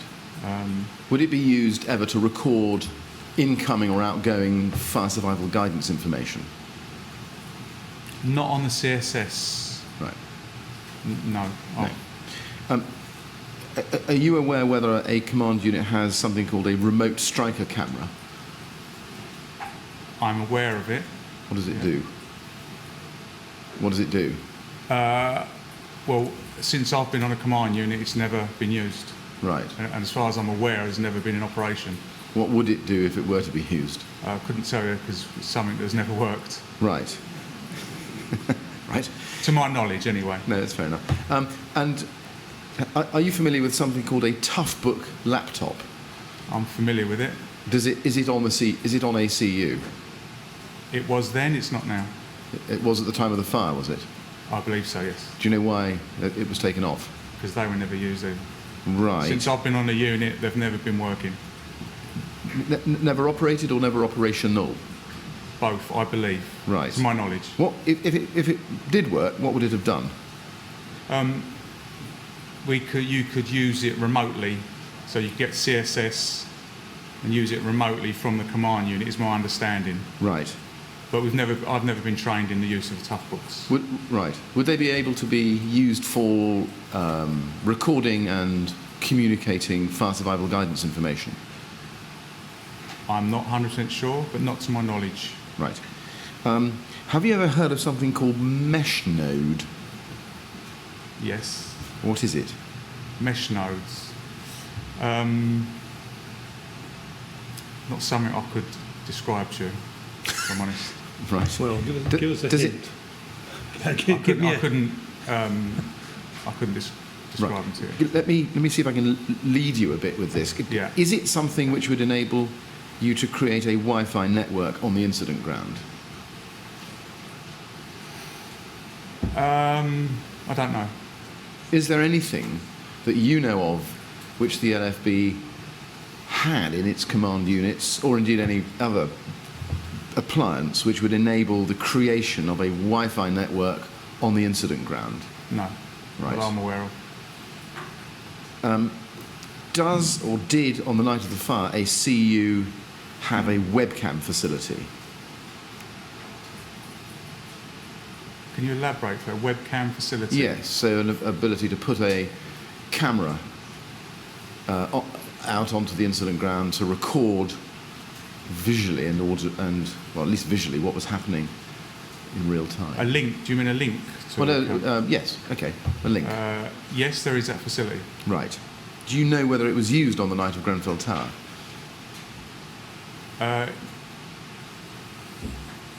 There was a link to the heli-telly, I believe. Yes. Yes.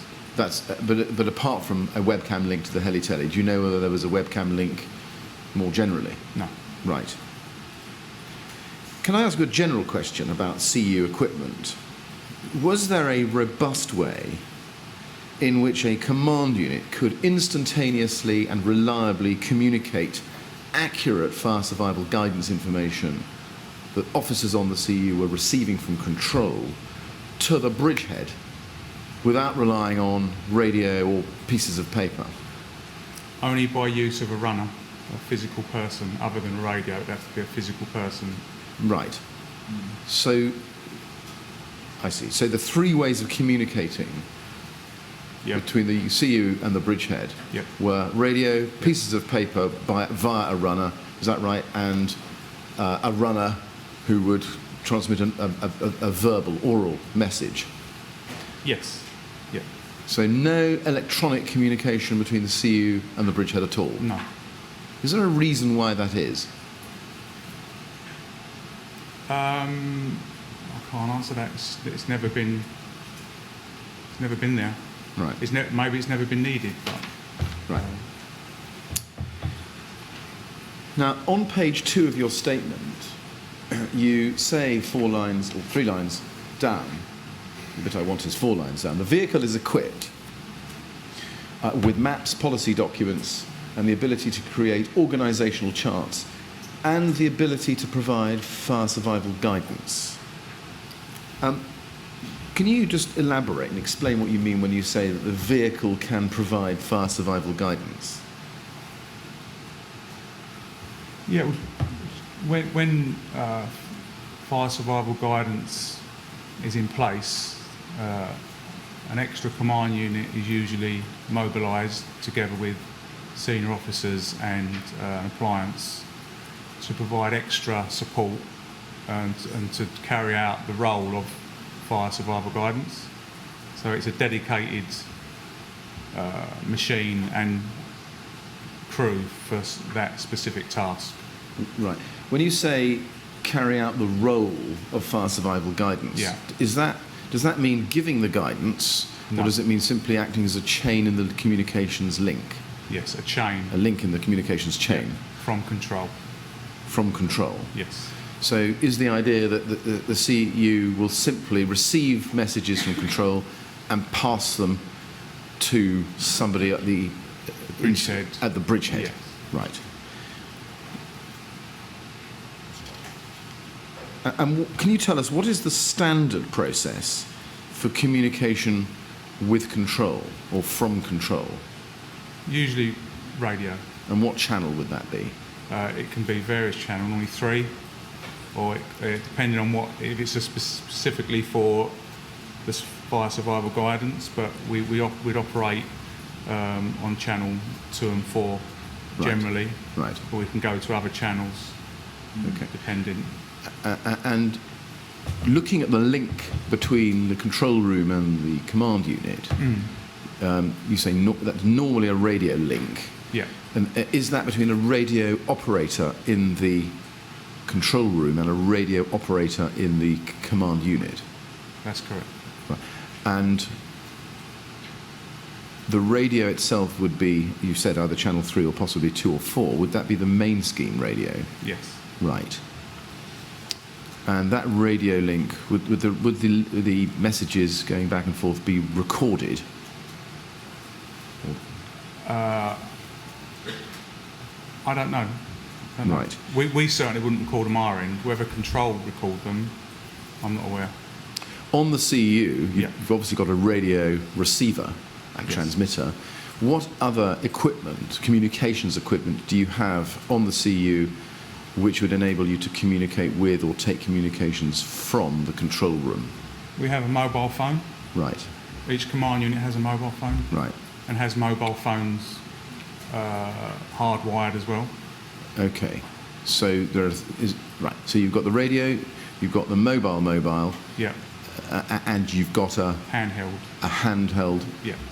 mobile, which is, you say, hardwired. So we've got a lot like you'd have a car phone that is wired into the command unit. Right. It's essentially a mobile phone with a mobile phone number, but it's hardwired into the unit, so it's not battery operated. And can I just explore the difference between the mobile and the hardwired mobile? Does the mobile that you use a different line or different network to communicate with or from the control room from the hardwired mobile? Yes, we have different providers. And what are... I believe they're Vodafone and Orange. Right. And which is which? The hardwired is that Vodafone? There are two on the command unit. Yes. One of each. And Yes. There's also got the handheld, which I believe is Vodafone. Right. And the hardwired mobiles, are they... Do they ring or link to a specific number in the control room, or can you call anywhere with those? Sorry, can you repeat that? Well, the hardwired mobile phones that you've got on the command unit, do they ring through to a specific line in the control room, or can you call anywhere with them? Did you call anywhere with them? Okay. And are those calls recorded? I don't know. And the mobile itself, is it like an ordinary mobile? Yes. A bit like, well, we've heard some evidence about brigade mobiles. Is that one of those that just sits in the command unit? The brigade, it depends. Obviously, officers would have their own mobile phone. The command unit has its own mobile phone, Right. which the team leader would generally have on him at all times. An appliance would have its own mobile phone. Okay. Now that deals with communications between the control room and the CU. And I want just to ask you about communications between the CU and the incident ground. In a normal case, how would FSG information be communicated from the command unit to the bridgehead? I think usually via radio, Via radio? if communications are sufficient. Yes. I mean, perhaps I wasn't very clear. Ignoring the runner and ignoring the pieces of paper, Yeah. in terms of verbal communication, if I can, or oral communication, if I can use Yeah. that expression, you say radio. Yeah. What kind of radio is that? Okay, so we have the fireground radio on the command unit Right. as well. And you're communicating, if somebody was at the bridgehead, what would they be using to receive your communication? They will be using a handheld radio. And what channel would that normally use? That depends on what was dedicated at the time. Okay. And would you normally communicate with the bridgehead directly, or would you go through the incident commander or somebody else on the fireground? You would go to the bridgehead directly. Right.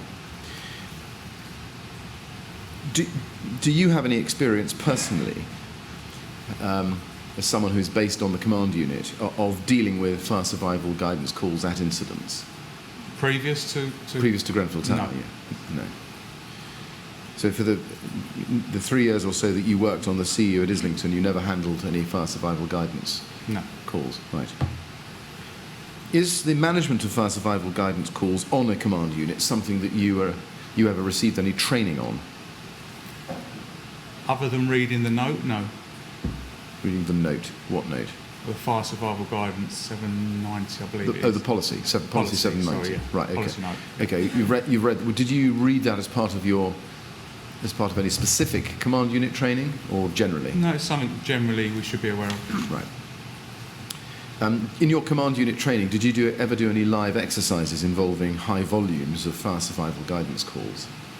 I personally didn't know. You personally didn't. To your knowledge, does the LFB run specific command unit training involving live exercises where there are high volumes of FSG calls? I can't comment on when you say high level, I can't comment on what that was, but there were specific training courses run at control with command staff previous, but I just happened not to be on duty at that time. Right. Do you know when those were run? It would have, no, I can't tell you. It would have been within the 3 years I was there. Okay. I can't give you dates. I just know that I missed the actual attendance of those courses. Okay. So within the 3 years prior to today, or prior to Grenfell? Prior to Grenfell. Okay. Do you know where those training courses were given?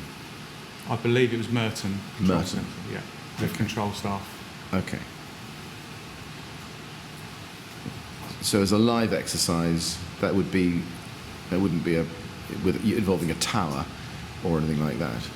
It would be in the control room. Is that right? I'm not aware of the specifics of that. I'd like to turn next to the call out to Grenfell Tower on the night of the fire, if I can. Yeah.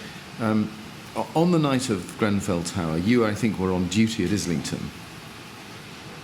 Yeah. And you were reposted to Wembley because of lack of staff, I think. That's correct. And that happened at about 10 o'clock at night. Yes. And your appliance that night at Wembley was CU7, is that right? That's correct. And who were you posted on to CU7 with that night? Watch manager Harrison? Watch manager Harrison, Norman Harrison? Yes. And was he permanently based at Wembley, or did he come with you from Islington? No, he was permanently based at Wembley. Okay. Who was the other CU officer permanently based on CU7 at Wembley? Do you know? I can't recall. I'm afraid. Okay. Now, if we can look at the short incident log, please, at page 8.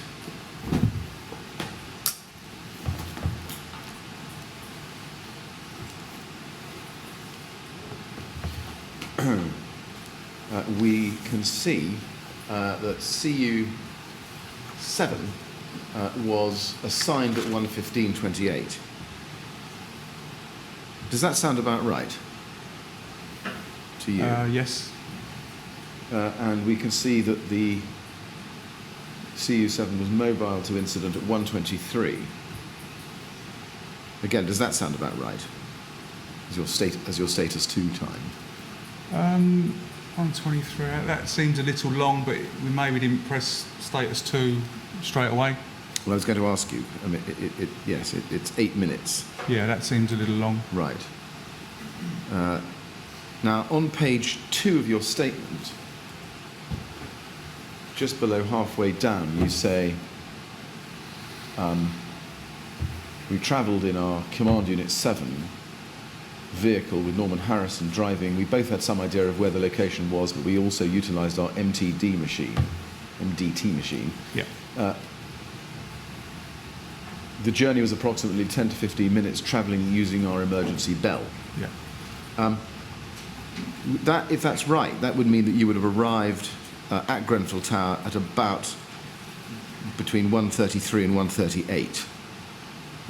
If the status 2 time is correct, of 1:23. Okay. Would that be about right?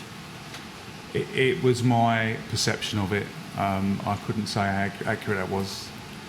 Right. En route, let's see if I can pin this down a bit better. Did you hear the order for make pumps 25? Yes. You did? Yes. You were en route, were you? Yes. Yes. We have a make pumps 25 time of 1:31 or so. Okay. So would that help you with your recollection of arriving? Yeah, I'm pretty sure we heard 25 were en route. Right. How soon after you heard Make Pumps 25 do you think you arrived? I couldn't say. It Okay. wasn't long, but Right. I couldn't put a time Okay. on it.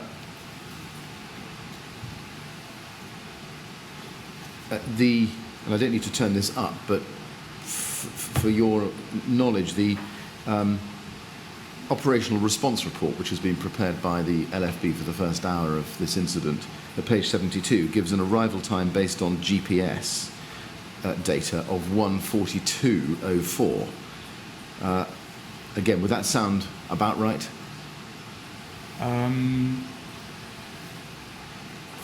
When you say arrival time, Yes. was that us booking status 3, or was that us just arriving in the vicinity? Well, we've got a problem with the short incident log in terms of booking status 3 because, and you don't need to go back to it, but it says on scene at 21:50, which on any of you can't be right.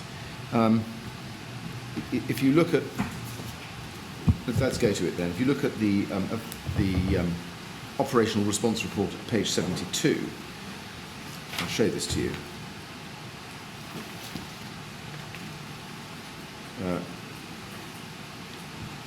Well, sorry, it's 71 in fact. 71. It's 71 internally, 72 in the exhibit. You can see that there's a soft time there in italics of 01:42:04. At around this time, CU7, Wembley's CU book, status 3, in attendance at Grenfell Tower. They are the second CU in attendance. Source, estimated time using GPS data. Okay. So they've got you booking status 3, but not actually booking it in the log. It's taken from the GPS data. All I want to just try and get clear with you is whether you remember that is around the time that you arrived. I can't say for sure. I know that it was, once we was very close to the tower, it wasn't a case of just pulling up and getting off. We had to, there was a lot going on, and we had to find a reasonable place to park. Yep. It was very tight to manoeuvre a vehicle, so it could have taken us another 5 minutes easily from what we would say being on scene to actually parking up a reasonable spot and a safe spot and a place where we could be utilised. Yes. So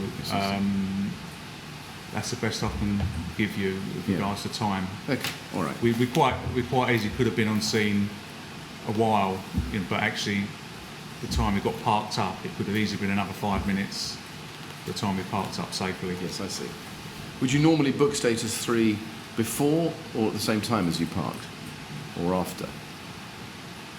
Again, that does depend on the incident, because the majority of incidents you pull up, there isn't an issue parking, and I would probably, as a matter of course, press status 3 straight away. I may have waited in this instant, Right. quite possibly. I don't remember pressing status 3, but I may have delayed it due to the fact that we hadn't parked up. You refer, as we've just seen in your statement, to using the MDT, the mobile data terminal, en route. Yep. Do you remember what information you got on it en route about Grenfell Tower? No, it was mainly the final journey in, the roads leading into Grenfell Tower that it was used for. Right. So route finding. Yeah. Right. Not about specific data on the tower, the makeup, the layout, the construction. No. Right. Were you looking for anything on the MDT about what the standing advice to residents was? I wasn't, no. You weren't. Did you find anything on the MDT about what the standing advice to residents was? No. Now you say in your statement that there was heavy radio traffic. It's two-thirds of the way down. You say, and it's still page 2. During the travelling to the sea, the radio traffic was transmitting a heavy increase in pumps. Called to the location. Listening to the messages, I was feeling confused. I've never heard the response to an incident so rapidly increase. I don't recall hearing anything about the incident or casualties, you say, or even a description of the incident unfolding. Did you hear any FSG calls in progress?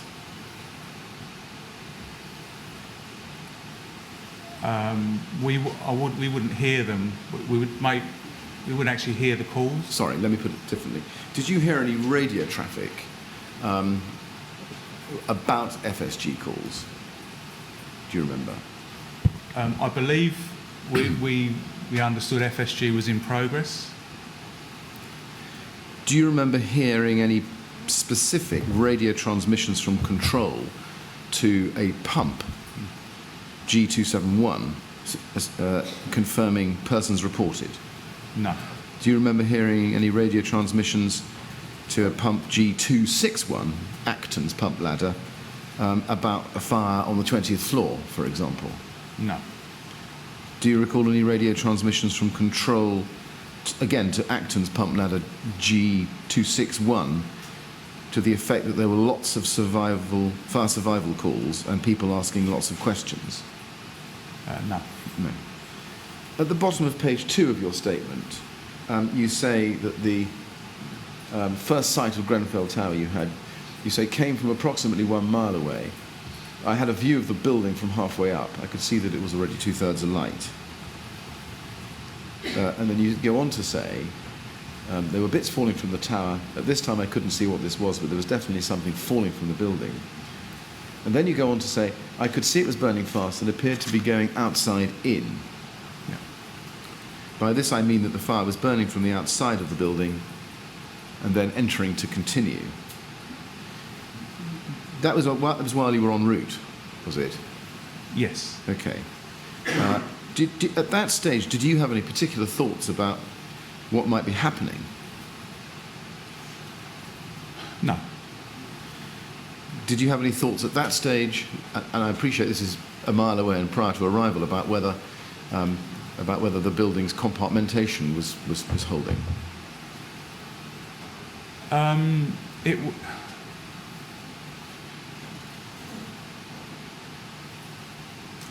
It's difficult to answer because I've never seen a high-rise or any other fire, to be honest, react like that. Yeah. So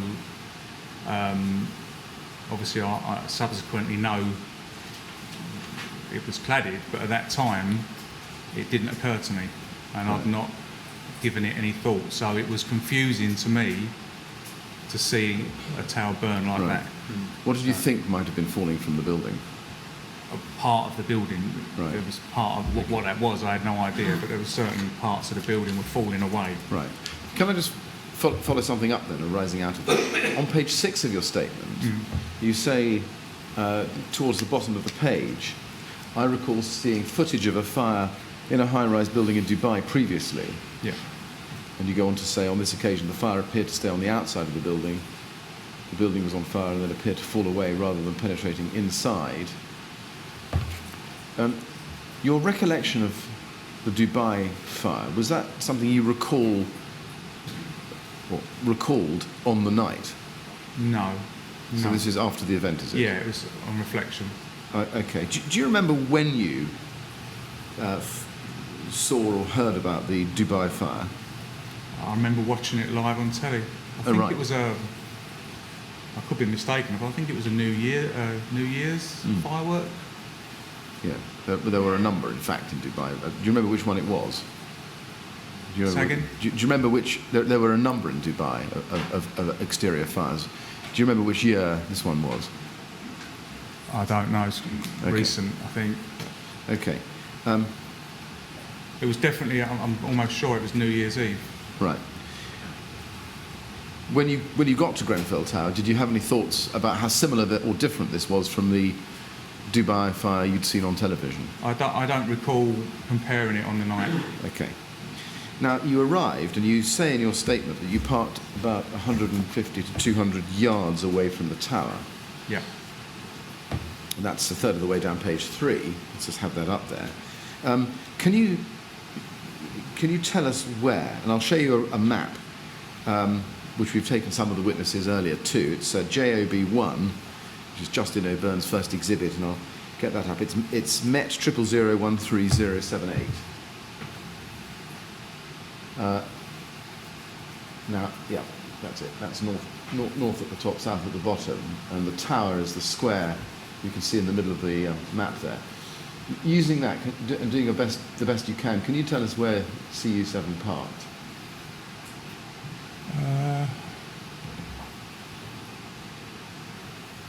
I think it was up Grenfell Walk, if I'm not mistaken. So, Okay, Grenfell Walk is a covered area to the south side of the tower, so there is space underneath it. But do you know where roughly you parked?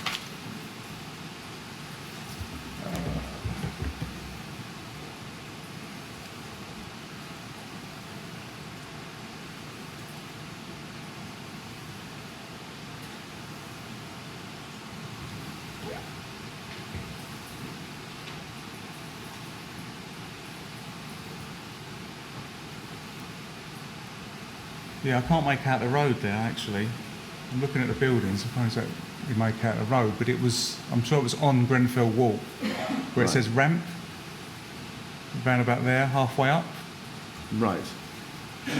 So you think you were to the southwest of the building? Yes. Right. Just picturing it in your mind, do you think when you went to park, you actually went past the green front entrance of the tower? No. You didn't? Because to get to ramp, you would have had to have done that, I think. Did you approach it from Grenfell Road, from the southeast? I can't. I couldn't tell you the name of the road we approached it from, but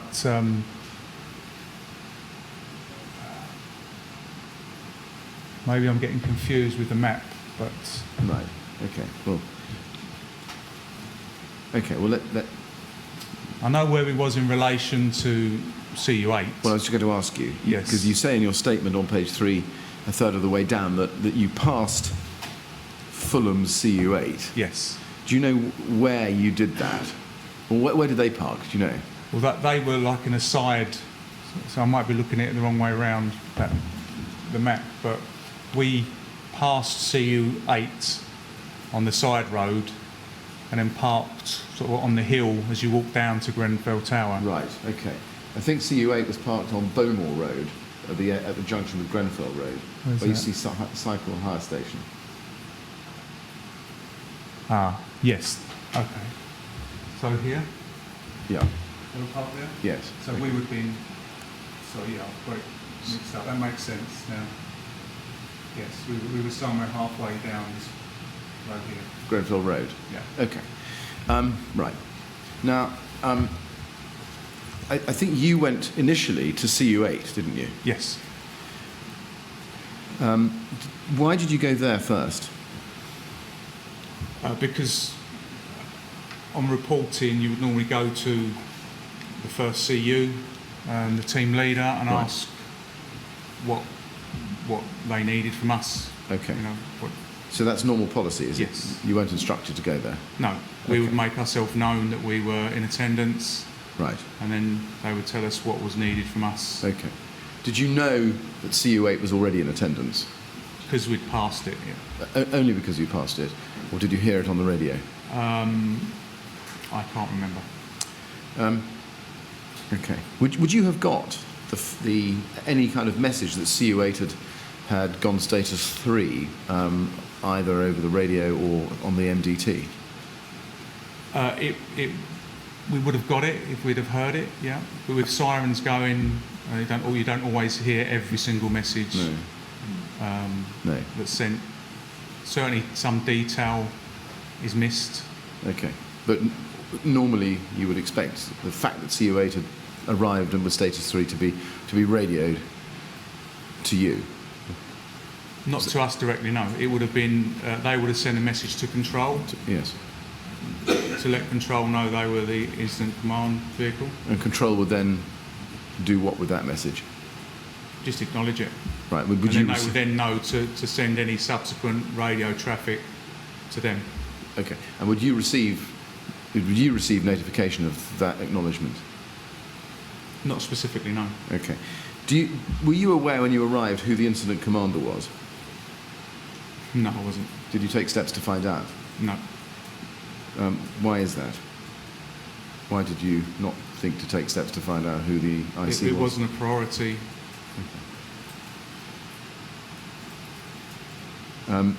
Do you remember what the incident command pump was when you arrived? It would have been Charlie Uniform 8. Okay.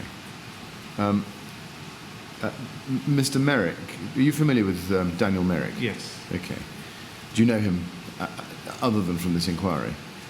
We've worked together on occasions, yeah. Okay. Now, I'm going to ask you about him in a minute. He gave evidence, the gist of which was that CU8 never formally took over as ICP, and that the ICP remained G271. Okay. Do you remember? Do you have your own recollection No, about I have that? no recollection of the message being sent that ICP had changed. Okay. Now, looking at your statement, a third of the way down on page 3, you say, at this time, that's going to CU8, you say Dan Merrick was taking FSG calls on the truck. What was the truck? Command unit, Charlie Uniform 8. 8. Yes. Right. Did you hear or see Dan Merrick taking FSG calls at CU8? Yes. You did. What was he taking them on? What piece of equipment on CU8 was he taking those calls on? I can't remember. Was it the radio, do you think, or was it one of the mobiles? I actually can't remember what he was using. Okay. Do you remember who else was on CU8 when you arrived? Not now, no. I can't recollect. Yeah, I can't pick out faces. And, Did you go to CU8 with Watch Manager Harrison yes, together? I did, yeah. Good. So both of you arrived at CU8 at the same time, did you? Yes. Does the name Watch Manager Kentfield Yes. mean anything to you? Yes. Who is he? He's a command unit operative from Fulham. Fulham. Yes. And was he on CU8 when you arrived? I believe he was team leader, Right. but I'm not 100% sure. That was my interpretation, that Mark was team leader at that time. You call him Mark. You're quite familiar with Sorry, him? yes. Okay. Watch Manager Kenfield. No, I was interested in your use of his first name because I didn't Yeah. realise you knew him. Yes. Okay, so and he was team leader.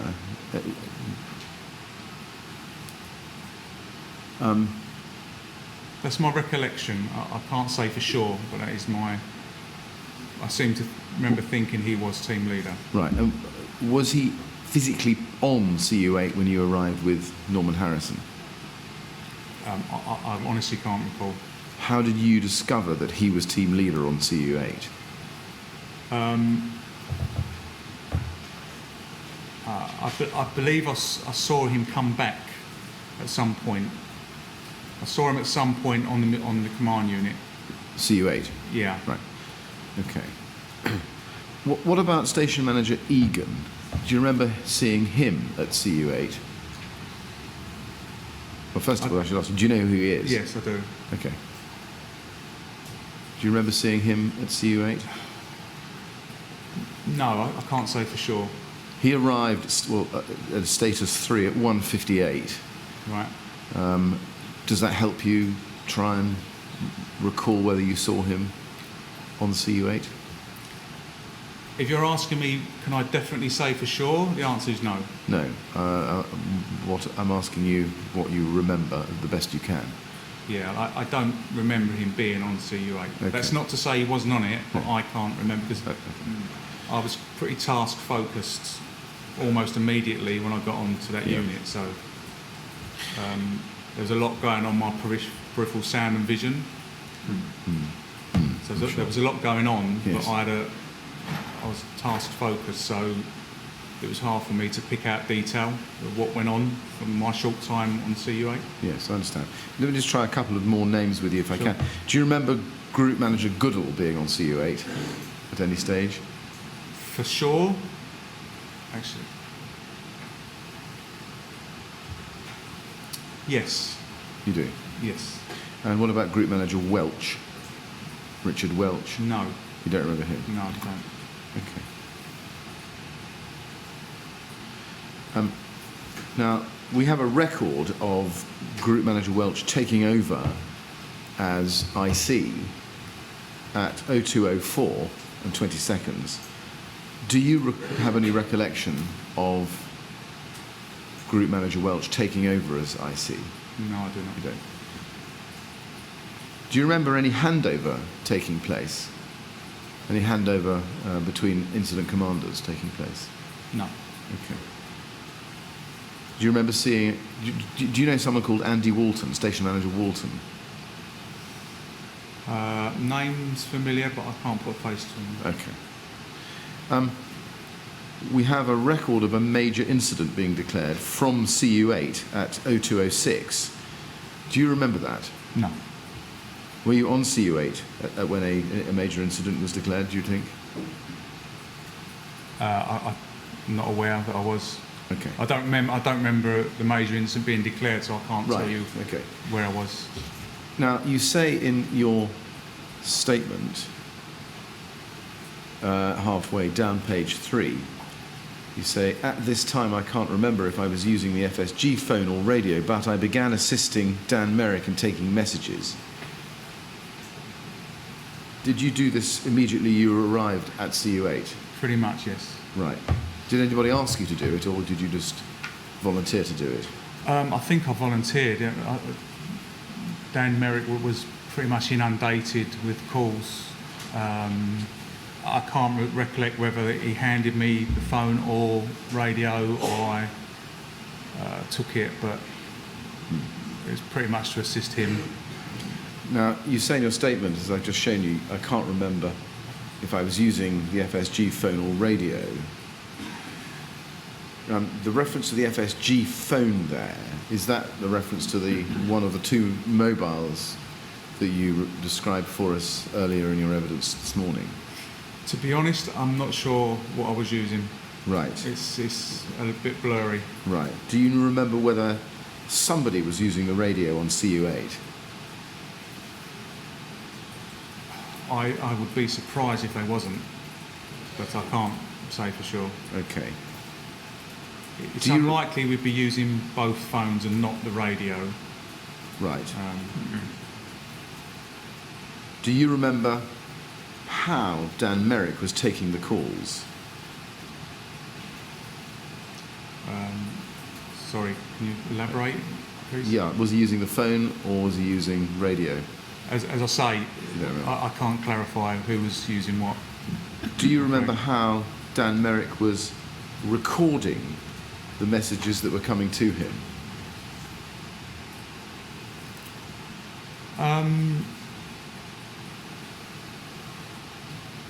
He was. I seem to remember him writing them down, but I can't recollect on what. I would assume it would be the command information had, but it's not something I took a lot of notice of. I could see he was inundated with calls, so I didn't really pay a lot of detail to what he was writing down and on what. No. Could you see him writing though? It's not something I recollect. Right. It's not something I would have paid attention to. Okay. When you started to... Sorry. Do you remember Dan Merrick sending information to the bridgehead in any way? I do not know. Okay. When you started to assist Dan Merrick, can you explain exactly what it was you were doing? My recollection was I was taking calls from control. Right. So you were taking calls from control, and was Dan Merrick also taking calls from control? Yes. Right. Was there anybody else on CU8 at that time who was also taking calls from control? Not to my knowledge. Right. So just the two of you? As far as I'm aware. Okay. And were you taking messages that were coming in separately to those that he was receiving at the same time? Well, they were separate, yes. So they wouldn't have been from the same person. They were concurrent. So Okay. And did you record the messages that you were getting from control? I would have recorded them somewhere. Yeah. Do you remember how you recorded them? I can't recollect exactly, no. But I would have recorded them. You would have written them down Yes, somewhere? I would you? have written them down. You don't remember what on? I don't know. Do you remember whether you handed pieces of paper to runners from CU8? That, I didn't personally hand them to runners. Right. No. do you remember assisting Dan Merrick record the calls that he was taking, or did you leave him to do that? I can't remember. Do you remember what Watch Manager Harrison was doing on CU8? No.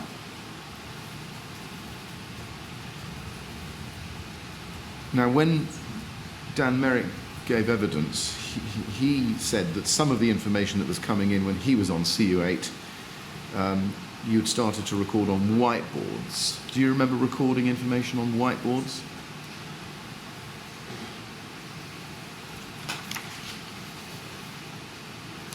I don't remember writing on any board in CU8. Okay, I'm just. We're It's going to not to break say in I 1 minute. didn't. I have no recollection of that. Right. We're going to break in just 1 moment, but can I just show you a photograph to see if it triggers a memory? Sure. Can I ask you please to go to MET 000015930, which is tab 41 of our documents bundle.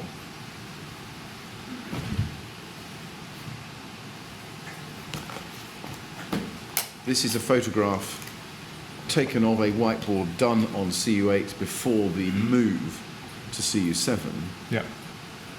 Do you recognise this whiteboard? It's not my writing. It's not your writing, No. no. Does looking at this photograph trigger a recollection about how FSG information was recorded on CU8? No. That doesn't look familiar to me at all. Okay. Where were you standing in CU8 when you were dealing with these calls? I was opposite Dan Merrick in one of the chairs on the back. Right, so you were actually within the room, as it Yes. were, not standing outside or on the step. No. Okay, and you don't recall this whiteboard at all from CU8? I recall the board. I don't recall what's on it Oh, in any way. Okay, let me put it a bit more generically then. Do you record, does this photograph trigger a recollection that FSG information was being recorded in CU8 on a whiteboard? Does that signify? Well, no, does it trigger a recollection in your mind that is how FSG information was being recorded on CU8? I have no recollection of that at the time. Now you've shown me that, then obviously that is how it was being recorded, but I did not record that on the board. Right. Okay, let's try a couple of other pictures. And, Mr. Chairman, maybe just do this before the break. Yes, you carry on. I think otherwise we're in the middle of things. Can I just ask you to be shown 3 further pictures? First of all, MET 0008739.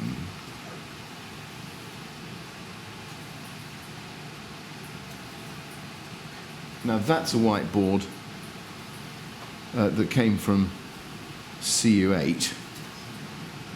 Do you remember that?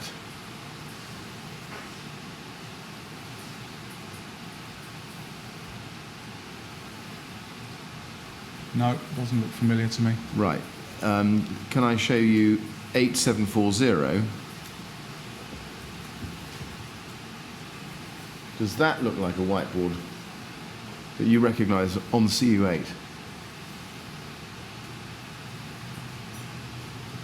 These boards are up the driver's end, if you like. I come straight on the truck and went to the rear of the truck. I wouldn't. Right. They don't look familiar, and I wouldn't have looked at them. Okay, I see. Right. Then final photograph, 8741.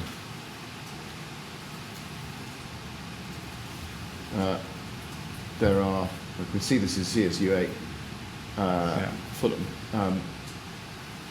those two whiteboards there, as you say, they're both up the driver's end. Yeah. You don't recognise. I entered the truck and went pretty much straight to the back Right. before I left. Okay. Fine. And how long did you spend on CU8 before moving to CU7? Do you remember? It's hard to say, but it didn't feel very long at all. Okay. In my head, I've got 5-10 minutes maximum, but I couldn't be mistaken. Right. Okay. Thank you very much. Mr. Chairman, Is this that a may good be a moment? convenient moment. Yes. Before we rise, can I just say, listening to Mr. Peckham's evidence, I think I would find it helpful to have a little diagram of the layout of the interior of the command unit. I infer from those photographs that it's got benches around a large rectangular area, but maybe that's not the case. I don't know whether we have any photographs of the interior of the command unit. We'll do see we? what we can do. Otherwise, we could ask Mr. Peckham just to draw a rough diagram. for Yes, our we use. could do that. So can I leave that thought with you Absolutely. over the agenda? Yes, certainly. Good. Thank you. Right. Well, we're going to have a break now, Mr. Peckham, so we can all get some lunch. I have to ask you not to talk about your evidence, please, or anything to do with it over the break. And ask you to be back at 2:10, please. 2:10. 2:10, yes, Okay. please. Thank you. Right, you'd like to go with the usher, she'll look after you.